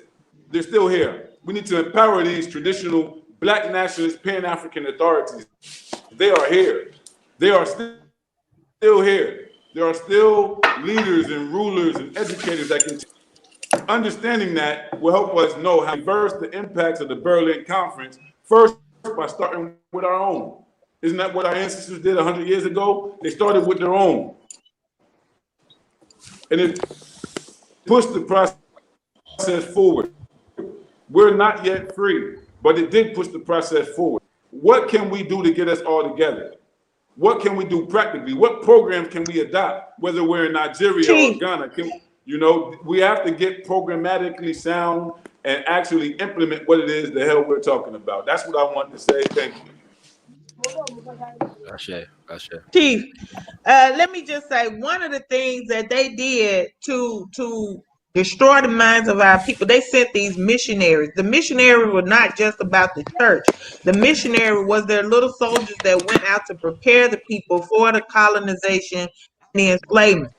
I have often said, and I believe this with my whole heart, that that's what we have to do to reach the masses of our people. We got to send out missionaries. We got to send out Pan-African missionaries to go out into these communities, talk to the youth the way you're saying, hold these panels, talk about these issues, because honestly, these young people do not know what. They know something ain't right. They know something ain't right, but they don't know why. You understand? So the things that we have to, everybody don't have access. Data in Africa is expensive. To be online like we are streaming for 2 hours is expensive. And the average young person just don't have that money to be sitting on YouTube watching the videos. So this is one of the reasons why Sankofa went out and said, okay, we're going to go on the ground. We're going to invite people. We're going to have monthly meetings where we can have these discussions. And my goal is to have those people to invite more and more people, and then go out into the communities and have these discussions amongst themselves, because that's the only way that we're going to do it. We still, I mean, honestly, everybody, and I mean this, guys, we take for granted the fact that we can sit online and do this, but everybody don't have the resources to sit online like this for 2 hours, 2.5 hours. They don't. So we got to go out in the streets where they are. Well, yeah, we got to get back to it. We got to get back to our grassroots. Very true. We must got to get back to it. One of the things that we do here in Sierra Leone is we promote volunteerism. The majority of the members in our organizations, the status that they hold as ordinary members, on call volunteer. Whatever skills or talents you have that you can contribute in a meaningful way. For instance, Brother Prince might have a project that he's doing, but he might not know how to make a proper flyer. Get a proper flyer to promote the activity in his village. He shouldn't be doing that alone. We all should back that. And so we need a repository of skills. We need the skill bank. We need a data bank. We need to make sure we know who is where and what they know, and how many hours per week or per month they're willing to compromise to give and contribute to the people's struggle. And we get to tell them how, because if they don't got time to be on these conferences, they don't got time to figure it out, then they don't got a lot of say in how we go about programming and taking it down to the people. Sister Yaa, you said something very important. We can do it online, but it's about what we do offline and what we do full time. If 8 hours a day you are working for the European, 8 hours a day you are working for the European, and they're taxing 30% of your money in the United States of America. How many hours are you giving to Africa freely, Mr. or Mrs. Pan-African? It's a contradiction. we have to wake up and be very, very practical and principled about Pan-Africanism in the 21st century. Right on, brother. Right on. Right on, right on. You right on. Now we have another Chizoro joined us. I put the link. I saw Brother Muhammad asking how can he get on. I put the link in the comments for anybody that wanted to add something. I'm gonna let Brother Chizoro, I think that's a brother, say what he came to say, and then we want to talk about. Well, we've already kind of started talking about solutions, but I don't want to just end this and it's just a bunch of talk. I want to come out with the steps going forward. How we're gonna, like we said, put action behind the things that we're saying that need to be done. So, Brother Chizoro, did you have anything you want to add? Yeah, I just wanted to greet everybody in the movement. Can you hear me? Chizoro. Can you hear me? Yes, I can hear him. Yeah, okay. Yeah, we can hear you. Okay, I just wanted to start off greeting everybody. Yes, we hear you. Yes, we hear you. I'm based in Jacksonville, but I'm originally from Nigeria. I know there's issues going on in Nigeria right now between the different communities. But I still think the Garvey movement was their direct response to the Berlin conferences, and I still think that's the best organization for us all to try to meet and undo the Berlin conferences between the different communities that have issues. And I think the chiefs and the activists should come to the table and discuss all these things. Okay. And I think if we do that, then we'll have progress. It's like an indigenous African Union. And I think it really has to be established in Nigeria just because of the size, the demographics. And like you said, Yoruba are in 5 different countries. If we could have, the Garvey movement in Nigeria, a serious one, I think a lot of change would happen faster than people expect. But that's my comment. Yeah, you spoke well, brother. Yeah, I think you. Yeah, I think you're right. You know what, brother? You're right. Cesaro. And what we need. I'm sorry, sister. Go ahead, Chief. Go ahead. Okay, so Brother Cesaro, man. First of all, salute. No, go ahead. For contributing. Brother Cesaro, I think you're absolutely right about that. We have to look at the demographics of Africa, including the ethnicity. Ethnicity is not a negative thing in and of itself. When you say Yoruba and you talk about the vastness, how many there are and how far they are and just span it out. And you talk about Nigeria as a center to base the Garveyite movement out of. I really think that would be strong. For one of the reasons is because the brother said earlier, Garvey said Negro to distinguish between other people in Africa. Negro, particularly black phenotypical people. And a lot of people today who are members of the UNIA, even like myself, we ask ourselves, should we continue to say Negro? And this is why. The story that the brother said about Libya, about Gaddafi, and many, many people being confused of whether that was a Pan-African movement or not. I think that it has grounds in the fact that if we say, was Gaddafi a Negro, we would say no. We would say that Gaddafi was not a Negro. He's not included. Yeah. People that look like him and come from his background are not who we're talking about. They're occupiers. You know what I mean? Right. So I do favor Nigeria as well as a main center, but I think that on a regional basis, that South Africa would be another place, especially where we're dealing with these a lot of Europeans and a lot of Asians at the same time. Us having a strong black nationalist, Pan-Africanist ideology being spread among the masses of the people through the people who actually take the time to study and learn. Like you said, Sister Yaa, missionary work, this volunteer, go out in the communities, knock on doors, spread the word.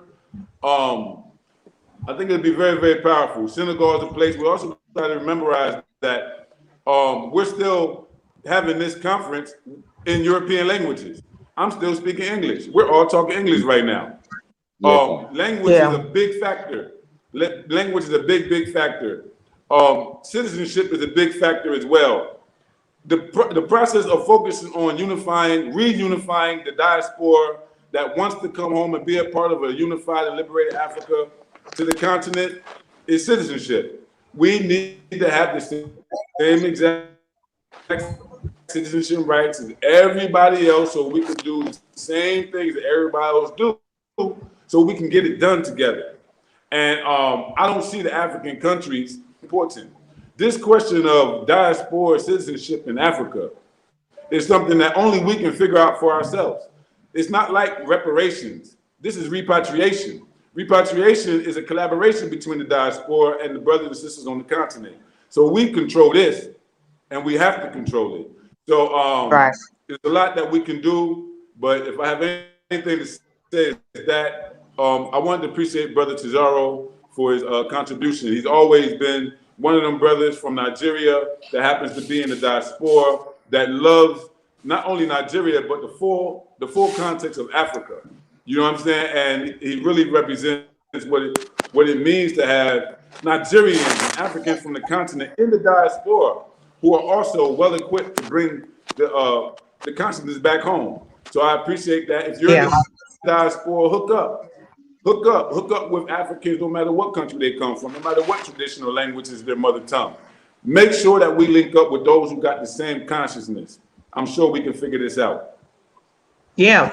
One other thing I want to add, and then I'll let Prince say any closing remarks that he would like to add to this in terms of solutions. Listen, we in all African countries, see, we got now years in between elections. We can target a country and go in with our missionaries and our own candidate. And we can tell that candidate, we can go community to community with our own candidate and talk to the people and explain why they need to vote for this person, what we're going to support this, and then we give that person the protection that they need, and then we let their ass know when they get in there. Listen, you answer to the people, you answer to us. You understand what I'm saying? And that's how you're gonna have to do it. The people have to choose their candidate. All these political parties that are created based on tribalism and all that stuff, all that shit has to be thrown out of the window. You understand? That's true the liberators of Africa, the Pan-African, the true people who want to see, like all of us here, we have to get on the ground with others and say, okay, this is going to be the candidate. This is who we're going to put in office. And then you use those 4 years in between elections to do the work and tell the people, this is who we support. This is who's going to get in. And you know what I mean? If you want to see change in this country, you have to support this person. And we do that country by country until we can. Those are some real solutions, some things that we can do. That requires work. That's not something that's going to just happen, out of the blue. We can sit around and talk all day, but we really need to put ourselves behind our own candidates and get them in office. And like I said, provide them the protection that they're going to need when they start working on behalf of Africa and on behalf of the people, because they're going to need that protection. Yeah, you're right, sister. Prince, let's go back to you. So we're coming up on our last few minutes, going on 2 hours. So I want to give everybody an opportunity to say some closing words and talk about solutions before we close out. Prince? Yeah. Thank you. Let me start from where Chief stopped. All right. You have the floor, Prince. Mm-hmm. See, I'm already on it. From where Chief Foday stopped, citizenship is important. All right. We are establishing something presently in Nigeria, which I would love all of us on this panel and everybody hearing me now to actually key into. This is the issue. You want to invite me to your table? No, I don't want that. I want to own my own table. Africa needs to own their own table. Enough of supporting the system that was brought into place by the Europeans. Now, Marcus Garvey gave us a blueprint, but the only flaw, hello? We are with you, Prince. Thank you. The only flaw in that blueprint is that it lacks a proper foregrounding in our spiritual-cultural premise. You know, please, I want us to understand that any liberation struggle that we will be embarking upon must put that into consideration. We are spiritual people and we have our organogram. Now, how do we do this? Because if we don't actually solve that riddle, we need a new ideology that will be inclusive. The black man in Australia, the black man in Colombia, the black man in Peru, all of them are being suppressed, but with different issues, different influences. Now, we need to bring all these people together. We need to hear from every other person. This ideology must come from their experiences. That's where we can have a total revamp. Now, Marcus Garvey said, if we should, the economical independence, which is important. Imagine 1 billion Africans contributing $1 on a monthly basis. That's $1 billion on a monthly basis. Now, in 12 months, that's 12 billion. So that means it is about awakening the minds of the sleeping people, the sleeping giants. So if we can actually have resources like this, we can do a lot. The solution to that problem would be having projects like integrated agricultural and industrial schemes, whereby your farm produce is the raw materials for your industries, and your farm will be owned by you, your industries will be owned by you. That is most important. Control. We have to have control over our resources, our industries. Now, the free trade we mentioned the other time, at this present climate, it is only good for the capitalists. And who are the chief capitalists? The West, the Europeans. Fela said in one of his songs, ITT, he said they will give ₦1 million bread to a man with a low mentality. And this man will now come back to Africa. Out of ₦1 million bread he was giving, he will now give out 100,000 bread. Yeah. We now give out 100,000 bread for some useless chiefs. You know, the black man of today, an average black man of today, will readily sell his mother. Just bring dollar, they sell anything. So this sensitization needs to be done, that we must not be selling people. We must not be consumers only. No, because there is a lot we can do, and the solutions to the problem is to come together. But the problem now is, how do we come together? I'm a Christian, you are a Muslim. My God says you are a pagan. Your own God says I'm a kafir, or what have you. So even in the opening prayer of the liberation meeting, we have already fighting ourselves, because my own God said, God the Father, God the Son, God the Holy Ghost. Our own God said, no, it is not like that. So we have to make African people realize what is termed God and religion in Europe is not the same as the nature element, forces, and energies we revere in our cultures. All right? When the Europeans and Arabians are looking for God outside themselves, we Africans were seeing the God within. We were God and goddesses. This was why we could build everything we built in the ancient past. So that's what we must return back to. You know, gods are creators. So we must return back to our status as gods. And practically, just as Chief have said, we need to target the youth. The youth is important. And when we target the youth, we make them obliged, like, to the fact that it is their responsibility. No savior is coming from heaven. Because to an average black man, most especially my community in Nigeria here, to an average youth, it is either the fault of the devil or the handwork of God. You know, whatever happens, you are told not to drink and drive, but you go and get yourself drunk. Now you drive and have accident. You now say, it is God. Now that's how God wants it. How? You know, so we must start being responsible. We must start being responsible. So we must teach our children to be responsible. You know, inna lillahi wa inna ilayhi raji'un. You know, when you smoke cigarette, and these have nicotines, carcinogens, and you have cancer of the lungs or what have you, you got dead, and you now tell me, say, oh, it is Allah that giveth, Allah that taketh. No, no. We have to be responsible. We should know that our actions have consequences. So the solution to me, for the time being, because majority of people are not conscious, but we that knows the problem, we that are ready, because I said something on a social media page 2 days ago, that we have signed our own death warrant. We know we can die anytime. We know they can kill us anytime because of what we do, because of what we say, and where we say it. And unfortunately, our greatest enemy are the people we are fighting for, the people we are fighting on behalf of them.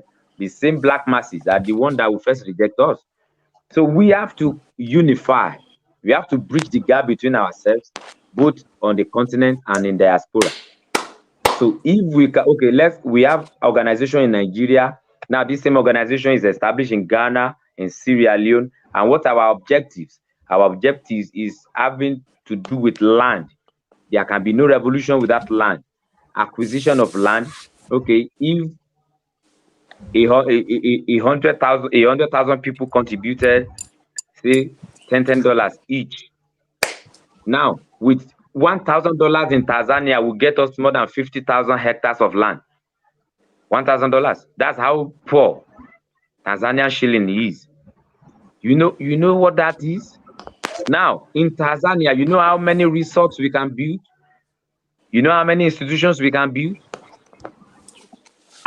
On and on and on and on like that. In Ghana, in Sierra Leone, here in Nigeria, in Kenya, in Tanzania, then it will be a function of the people over there solving their peculiar problem.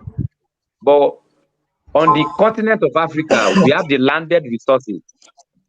I'll round up now, please. We have the landed resources, but because of the exchange rate of the capitalist world we are living in presently, the black people in diaspora have the money, the capital, because $1 in Nigeria now is 480 naira.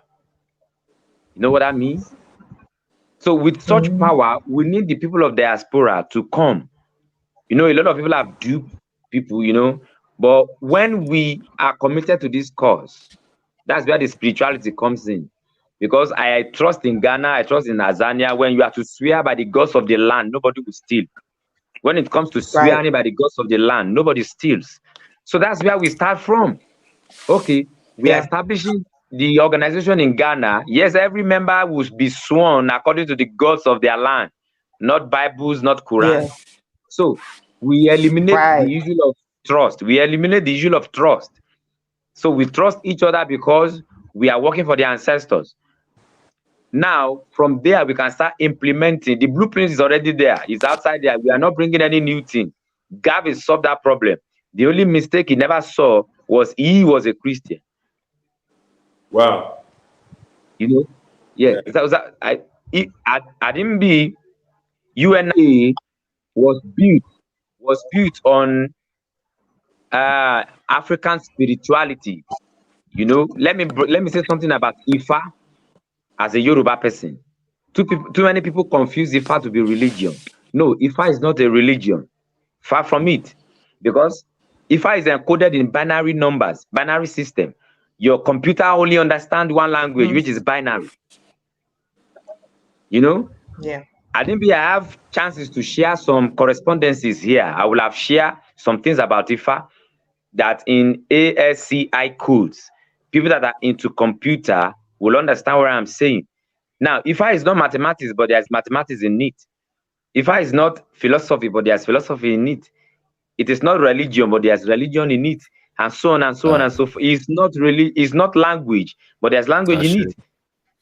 Yes. Now, and everything we do, so we have Lukumi, Voodoo, go to South Africa, Sangoma, on and on and on. All these things are similar. They are derivatives of each other.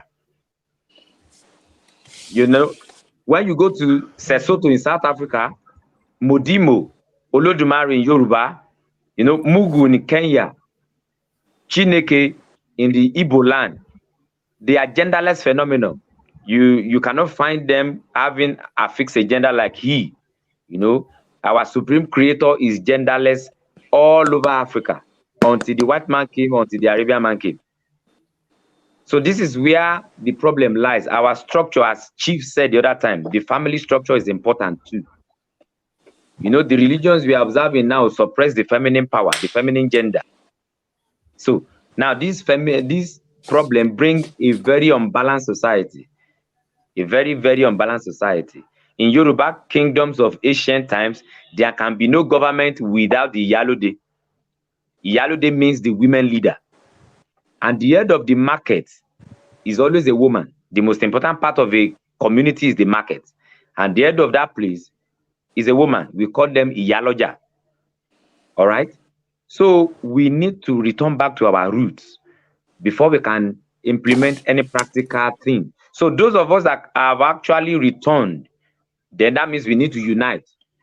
Brother Foday in Sierra Leone, Sista Yaa over there in Ghana, Amiola, and every other person here, we need to collaborate. We need to come together now. Forget our academics. Now, when I say academics, please replace that C with KKK. Forget the academics. So it has to be organic. It has to be the ideology has to be organic. So, and when we work together, what you do in Sierra Leone, what we are planning to do in Nigeria, we bring everything together. I am very certain that we will move faster than we are moving presently. And I can see, even before we leave this physical world, when we get old, things will have been taking shape along the liberation struggle. Ashe. Revolutionary salute to everybody. Ashe. If I may add to that, and Ashe. love to everything that my brother just Go said. ahead, brother. Yeah, just very quickly, yeah. I wanted to mention a brother by the name of Maponga Marara in South Africa, who runs something called the African. Yes, he runs something called the African Indigenous. Joshua Maponga. Yes. I stay, brother. Yeah, I tend to call him Brother Maponga and leave Joshua alone. Yeah, that's understandable. But yeah, he runs something called the African Indigenous Movement, and he's doing some very good work in terms of bringing a Pan-African energy and spirit directly through indigenous African people groups and cultures and clanships, spiritual systems, royalties and them kind of things there. So it's good work to keep in touch with, because it's demonstrating something for our African world. And that brings me to the solution that I want to put forward, and to say that Papa Garvey and the UNIA, one of their strengths is that they mastered the media of their time, and we live in the information age. And if we read Message to the People, the School of African Philosophy, there's a whole chapter on propaganda. And so one of the things that we have to do in terms of the ideas, the principles, and the work that we are doing, we need to make our people aware. And so a lot of the time, all this good work is going on, but our people are unaware. So they don't know of the benefits, the fruits that are being born by this labor. And so we need to develop effective media institutions, because we live in an information age where information is the primary currency of the time, so that we can profile the work that is going on. We can profile the ideas that we represent, and how they contest the dominant ideas that are running the system that we currently live within. So the work of Sankofa repatriation can be known to a wider array of our people. The work of Chief Foday and the Black Star Action Network International and the Gala Leone movement can be known to our people, and also so that we can challenge some of these dominant ideas. For example, the African Free Trade Agreement was mentioned, right? And the fact of the matter is that nothing about the rollout for that initiative challenges the dominant order as it currently stands, which is neocolonialism, which is the fact that foreign corporations run and govern the natural resources and the manufacturing of those natural resources into products, right? And so there's a direct relationship between this current order and the fact that our people at large are disenfranchised, in terms of being able to access the benefits of our natural resources. And so if we want to, as brothers and sisters are doing and have been mentioned, organize our people into cooperatives, for mining, or cooperatives for agriculture, we're going to at some point have to challenge the monopoly of these foreign corporations in order that our indigenous grassroots cooperatives are able to reap the strong benefits of those resources for the benefit of the masses. So that there's no way of getting around the fact that we have to at some point confront those institutions, and the first place to confront them is in the minds of our people through our propaganda machinery. We have to demonstrate how our cooperatives that we are building are more beneficial to the masses, and how these corporations are in direct conflict with us being able to benefit the masses of our people. And we can only do that through media, through effective media, and through effective propaganda, and that begins to a large degree, with conversations like these, that we're having with brothers and sisters around the diaspora. And so we need to be able to expose more brothers and sisters to conversations like these, where brothers and sisters on the continent, and brothers and sisters who are in the diaspora, and brothers and sisters who are in the diaspora who have an intention to repatriate but have not done so yet. All of the different aspects, whatever stage that we are at, we can demonstrate that we are having these conversations, and that these conversations are bearing fruits, in real work, actionable work that is taking place wherever African people are. I'm going to leave it there just to say give thanks to Sista Yaa for hosting this particular conversation, and for having me on. Thank you. Wow. Ashe, brother. Thank you for that. Hey, Sista Yaa. Yes, brother. Hey, Sista Yaa. Yeah, real quick, I want to say, hello, Sista Yaa. Ambassador Shakara of the UNIACL RC 2020, man. Salute to you, bro. I appreciate it. Ashe. Your dialogue. Also, I wanted to say that as the West African ambassador of the UNIACL RC 2020, which is a new formation in terms of RC 2020, we're seeking to rehabilitate the UNIACL so it can become more grassroots and more active in the 21st century. Our parent body is focusing on developing a leadership institution, whereas we're going to be teaching people the course of African philosophy. People will be coming into the UNIA. We'll begin to organize Network International, which I lead. We're also developing what's called the Mosiah Academy Leadership Institute, to basically be like a uniform organizational body, where those of us who are already in the lead by initiative, that we can come together and form a leadership institute, whereas we can utilize it to make sure that we have a streamline of consciousness going. Brother Shakara is a media expert. Sista Yaa, you can remember Sista Yaa. First formed the Exodus Alliance. We identified 3 areas that's challenging the diaspora from making their repatriation and contribution to Africa. That was media, finance, is where we're at right now. I would like to, one, open up and see how best we who are on this call can come together in private and formulate an ideal to deal with this question of leadership institution. We need to institute the form of leadership we want to create. In that, there will be the educational aspect. There will be the entrepreneurship aspect. Something, our individuality and the organization that we represent aside, what can we come up with that we can produce brand new that maintains the traditional order of things that we want to rebirth? I appreciate what Brother Prince was saying. That was absolutely the flaw of the UNIACL 100 years ago, but it will not be in this century.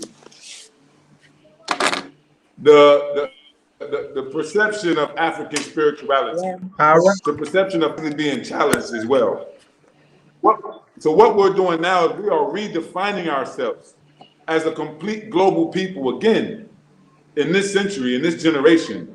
And I do absolutely believe that if we start with the family, we have to start with the spirituality. And we have to connect that to the ancestral veneration that gives us inspiration and guidance and guards us as we face these devils. Or we should not step up and say we're going to liberate Africa without taking that first. And the reality is that we have many different traditions, like the brother said, but we have a Pan-African tradition. We have a tradition that we will find in every African community in the world. And that tradition is resistance to white supremacy.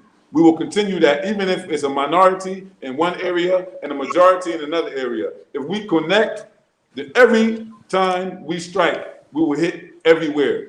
We have to think tactfully, strategically. We have to go into our most highest warrior state. Because right now, if you look at what COVID is doing to our people, if you remember what Ebola did to our people, if you see these civil wars, if you see what's going on in Nigeria with the hearts of Fulani, if you see what's going on in Mali, if you see what's going on, provoked, usually by outside foreign media sources, outside foreign companies and their interests in these countries, we don't need this to be a divided pie anymore. We have to come together. And the number one way to do that is through media. And the number one way to carry the media into the communities is with a leadership program. Our people are highly intelligent. We might not be able to get them all literate at one time, but we can teach leadership. In fact, we can learn leadership from our people. The quality of leadership that I found in grassroots communities in Sierra Leone, it blew my mind. I had no idea that they was that well organized at the grassroots level. I had no idea that up under the Christianity and the Islam, they still honored their ancestors. I had no idea. From the outside, I thought they was just brainwashed with religion and misbehaving. But when you get to the core, you realize that the people actually already have the solutions to the local problems. All they need is us. All they need is us instead of the Chinese. All they need is us instead of the Dutch. All they need is us instead of the Arab. And then it won't be Islam and Christianity. It will be Pan-Africanism that they will say has liberated them. And that's where we're at. So salute to the full panel. Thank you, Sister Yaa, so much for allowing us to have this Sunday. All right. Powerful words. And I'm going to turn the floor over to Brother Amiola. Yeah, I'm here. Brother Amiola. Yeah, I'm here. Can you hear me? Okay. Well, yes, we can hear you. I think I've heard what everybody had to say. Nice pieces, nice advice, but something is lacking. What I want us to understand that when we are organizing the future of Africa, money is not the first thing.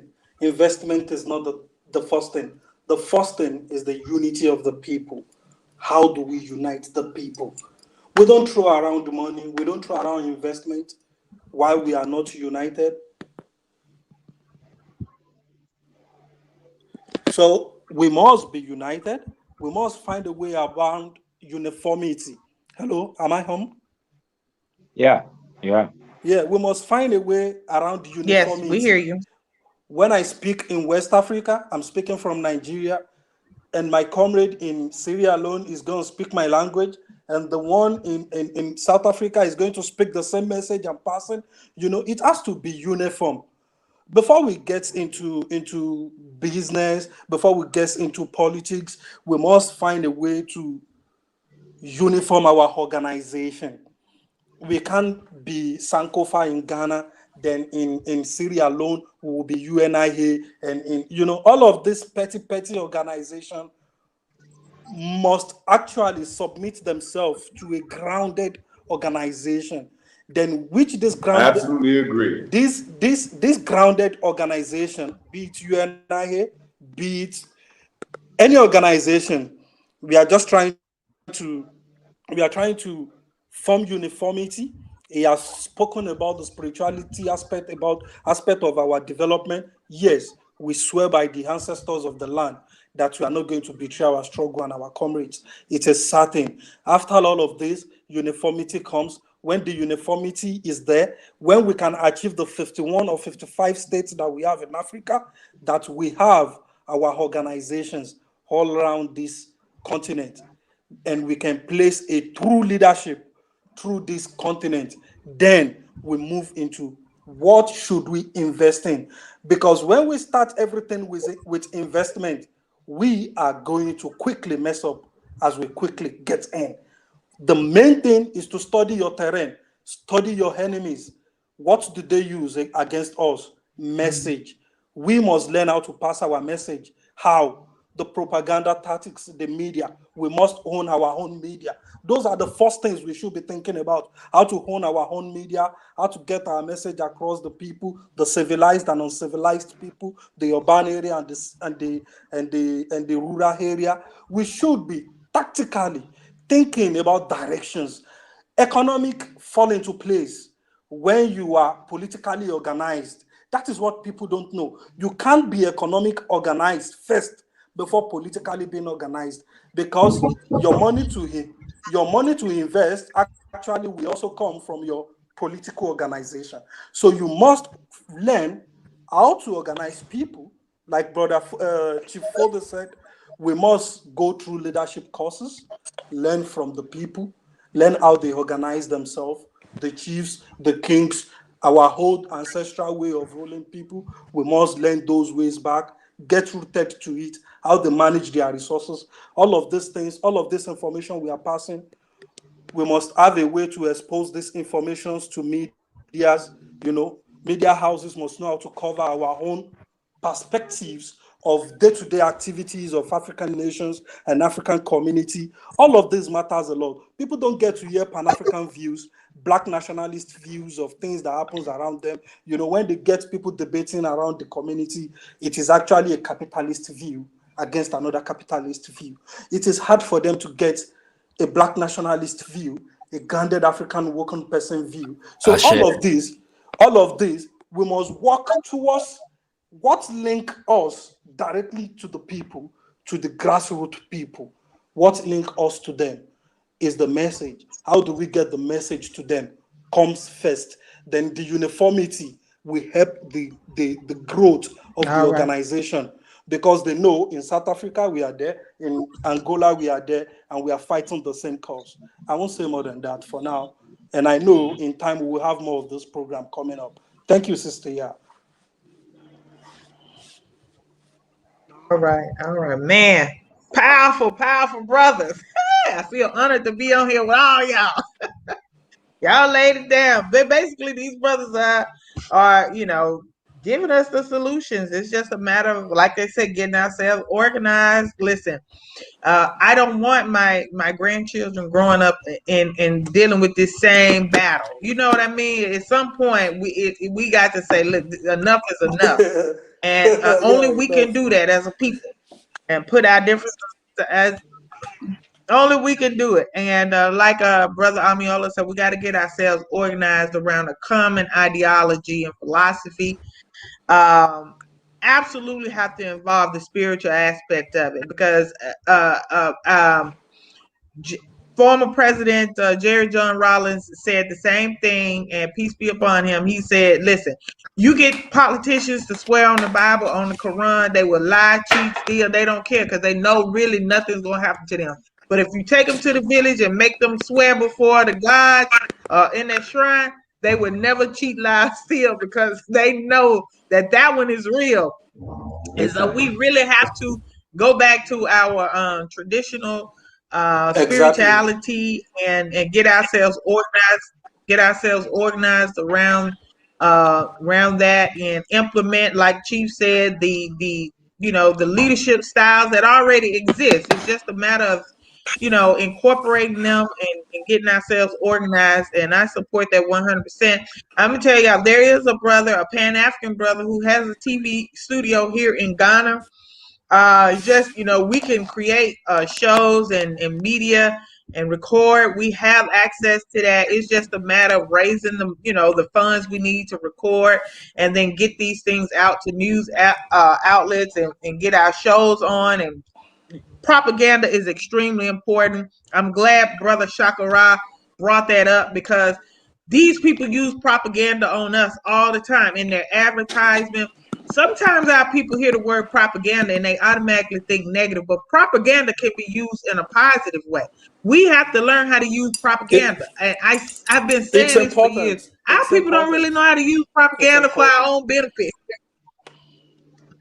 We Propaganda have to is learn how to important, Sista we Yaa. have to learn how to use propaganda, and absolutely, yeah, media is absolutely important, a part of what we're trying to do. I want to Yeah. thank all of you all for coming. Before you brothers go, some people are asking how to get in touch with you all, what's your Facebook names and things like that. So just one more round, brother Amiola, they can find you on Facebook with your name. He's Definitely. on Facebook with the name that y'all see, Amiola God, right? Yeah, true, sister. And Prince, how can they find you? Are you on Facebook, Yes, I'm on Facebook. Well, I'm about living, Prince? because Prince, yeah, don't I'm leave. with We you, need the Sister Yaa. propaganda. You have to stay with Facebook. We have to stay with Prince, Facebook are until you? we can produce an alternative. I'm So you sorry, have to stay what? on Facebook.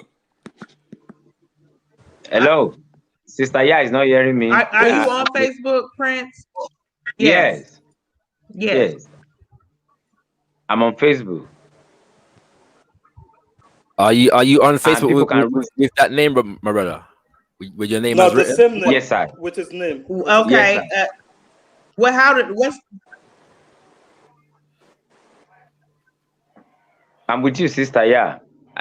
The same name is you it are the seeing on same the name screen. that you have here on the screen? Yes, sir. Yes, sir.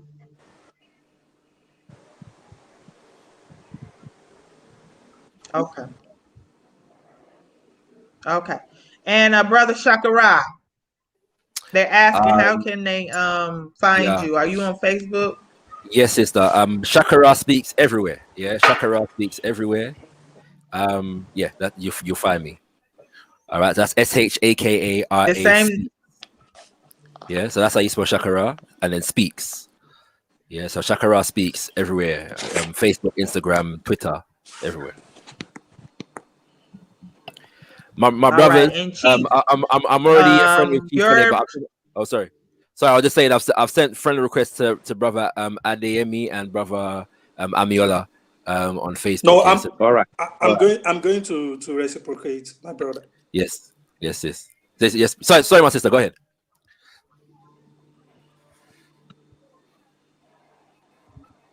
yeah, I was just asking She, Chief to say his name on Facebook.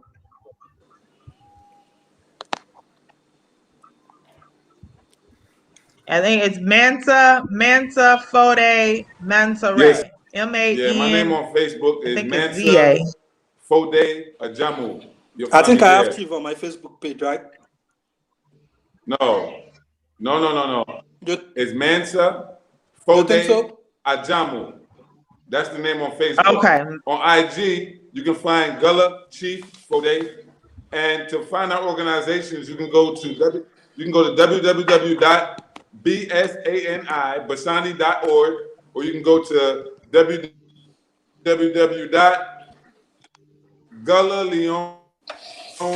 www.gullahleone.org. GULLAHLEONE. That's my All right. contact. Sister Yaa, All right. And I hope that, yes. I want to say something. Uh-huh. Like, we that are panelists here and every person's out there listening, please let us find a way, whatever organization we belong to, let us find a way to fraternize. We need to start. You mentioned something the other time that we need to start implementing the ideas. Chief said it is not a talk first. We have been talking for the last 1 century. We have Honestly. been talking for the Mm-hmm. last 100 years. So it is time to act. Now, I think all of us are passionate about this struggle. That means we are not actually benefiting financially from this struggle. Sometimes, many a times, Yeah, man. we We actually spend our pay. money into it. You understand? Our look how many minutes we've been here now. 2 hours, Hours, 24 2 minutes. hours. All right. Yeah. We've So paid. that means we are sacrificing not just our time, Huge money. or Huge our money. body, our money, and so now it's time for us to liaise. It's time for us to come together and start building. And since we all have passion for this, then I know we cannot get tired of it, most especially when it's becoming fruitful. When we are not tired when it is not fruitful, we cannot get tired when it's fruitful. So please, Sister Yaa, I would love, you are the host of this program. I would love you to actually start bringing us together, and every other panelist you have brought on your program or will bring in future programs. So we need to start collaborating. And one more thing, when you say it is Ashe, it's a Yoruba word, because words are gateway to concepts. So we must learn how to pronounce it very well. Ashe, from Ashe. the beginning, it Yeah. comes down, then go flat. I said, Ashe, Ashe. yes. Shit. It means Ashe. so be, it Got it. means so be it. So Ashe, be it. it means so be it. I said, Yes. When we pour libations and we invoke the spirit of the ancestors with our practical invocations, then people say Ashe, like what you said is gonna come to pass. So we speak it into power. So Ashe, please let us learn how to pronounce it very well. Thank you. All right, all right. Somebody asked for Professor James Smalley. I said from the very beginning that he's ill and he wasn't able to attend. So he and I are gonna get together when he's feeling better and do a different topic with him. But we hope that he gets to feeling better soon. So I send healing vibes and I positive vibes said, towards our elder and hope that he, Ashe. yeah, Ashe, Juma. Ashe. all right. Thank you, brother. Thank you, brothers. Thank you. Thank Thank you, Sister everyone Yaa. for joining us today. Thank you. And I will be in touch. We won't be talking about business on Facebook, though. We'll have to go to another platform that is more Definitely. secure. All right. Yes. Definitely. All right. Y'all take it easy. Thank you, everybody. The reason why I All say I right. want Thank to you, do Sister is, Yaa. it is a surveillance platform. All You right. know, Good night. But Chief, don't before Grace, we leave, don't Yes. leave yet. Don't Absolutely. leave please, yet. We Brother must Absolutely. Amiola, we must pass even if our I'm Yeah, not that's quickly, definitely not a propaganda. place where we can organize ourselves. We you know got, what? Go to all of y'all, go to your all Facebook right. pages, for your Facebook settings, and go to information. All right, you will see everything you have ever searched for on your phone. Your Facebook Will app come up, is of course, keeping of course, of a course, close tab of of course, them. So of please course, of wipe course. that history and turn it off. It's a surveillance camera. It's a surveillance machine. Thank you. So these white power monsters are actually very, very, very stubborn. We are I've been aware. banned. We are aware. I'm always being banned on Facebook. I'm always being banned on Facebook. You cannot speak, you cannot say nothing. When you say the truth, you are banned. You are The least banned. of my ban is 21 days. So that's why I say I want Facebook to leave it prison. for yeah, them. me too. I get Yeah. banned all the time too, brother. So time for us to create our own platform.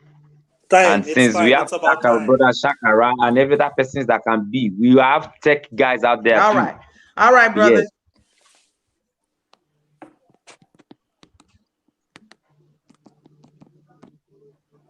So peace out. Peace out. We have a brother, Dr. Obadeli Cambone has a BB to me. And so when we start talking about, organizing ourselves and things like that, that may be a better platform for us all to go to. True. Okay. That would be good. We'll discuss further. Yes, sir. Thank you, Sisia. All right. Y'all have a good evening. Good night. Good night.